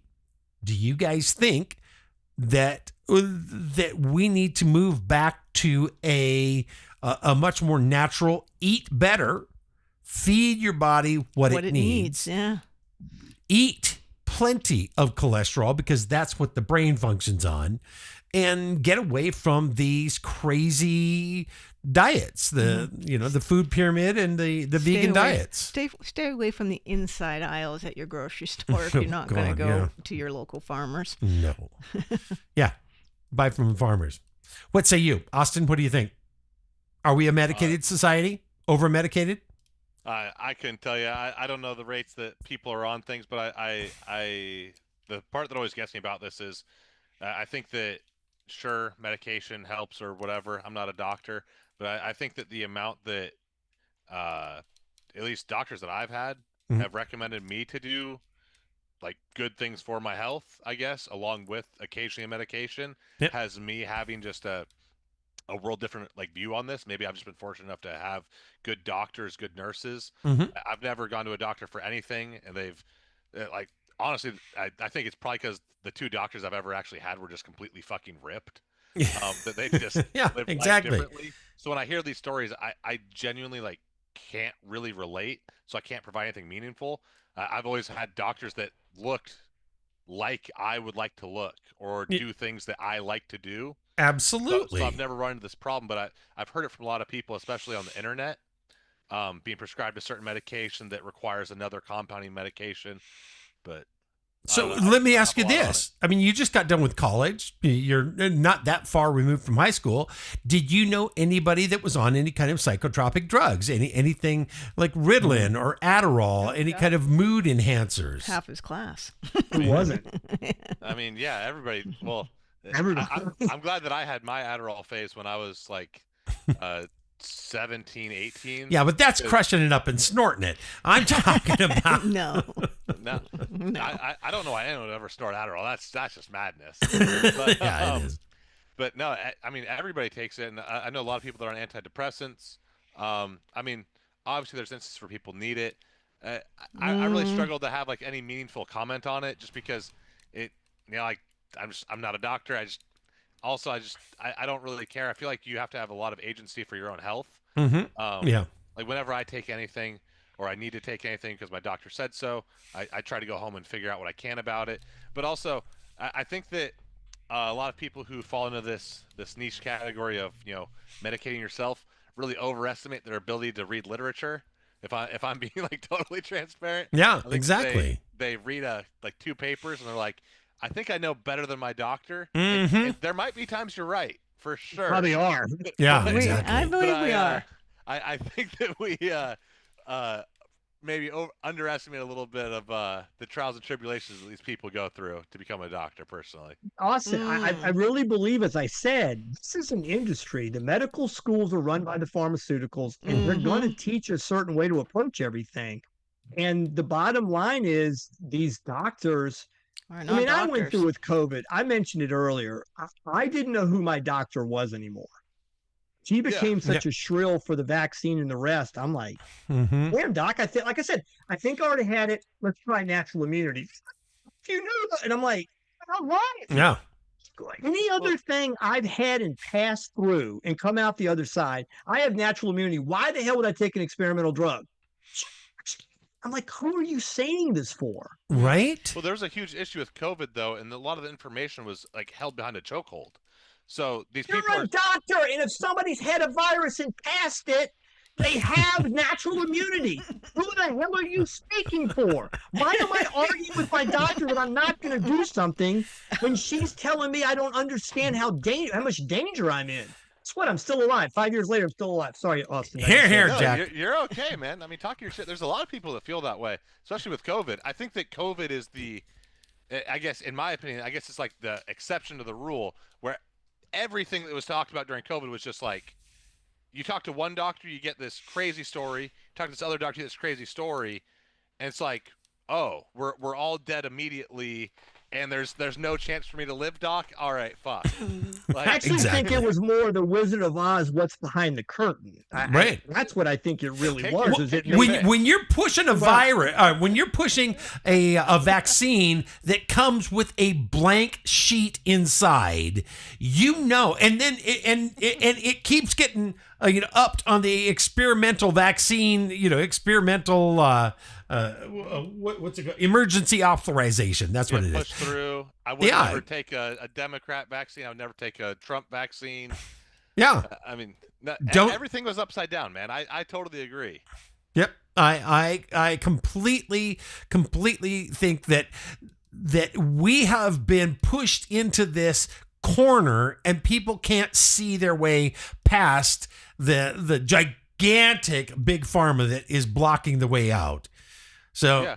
There's also this this new thing that's very popular among people my age now, that is trying to avoid any type of muscle repair or bone breaking surgeries, Mhm. taking a bunch of peptides and steroids. to Yeah. combat it. And I see that and I'm like, okay. Well, I don't know. I had this a labral tear in my shoulder, Mhm. and apparently there's like a a labia percentage- tear? It felt like it. There's a percentage of the time where it can't heal naturally, right? Yeah. And I'm like, maybe if I had tried this experimental peptide that people are on now, it would have. And then my cousin has the same tear, tells me his doctor said, you should always get surgery on that. Mine didn't repair for like a year until I got surgery. 3 months after the surgery, I'm all back. Oh, there we go. So I'm like, There are some good it things depends with on your surgery. doctor. Like, there's a reason why they make so much fucking money, and it might be because they're screwing you sometimes, for sure. No, all the time. Well, I mean, the problem I have with the medical industry is who runs it. If it was a real medical industry, they would teach diet, nutrition. They would heal the human body. So, I think that it's being run by the wrong people, but you're right. People need to take responsibility for their own health. Yeah. And Well, and see, like, I've always been fortunate that, like, one of the first conversations my doctors always have with me is like, yeah, but what are you doing lately? Like, are you still playing sports, or are you kind of being a fat fuck right now? Like, I had a doctor that literally would tell me things like that, and I'd be like, oh, yeah, you know what? Honestly, I got hurt, and I started eating junk food, and I stopped working out, and I've been taking an edible every night for the past, like, 2 months. there He's you go. At least you got Yeah. something. Well, yeah, it's going to probably cause some other issues in your life, don't you think? And I'm like, yeah, It I just guess. might. All right, gentlemen. Well, it is 9:00 somewhere here, and that wraps up our night. I want to let you know that we are on every Friday. All four of us. Baby, I always forget you because you're not even on screen. Yeah, but you can find us right here, and make sure you follow us on Rumble. For all of us, I'm Sergey Brown. I'm Dawn. I hope I'm paid off by doctors for my spiel for them. I'm Austin. Yeah. I'm Jack. And we will see you guys, Next Friday. well, Monday when we got our regular show on Monday. Yeah, but Have a good night.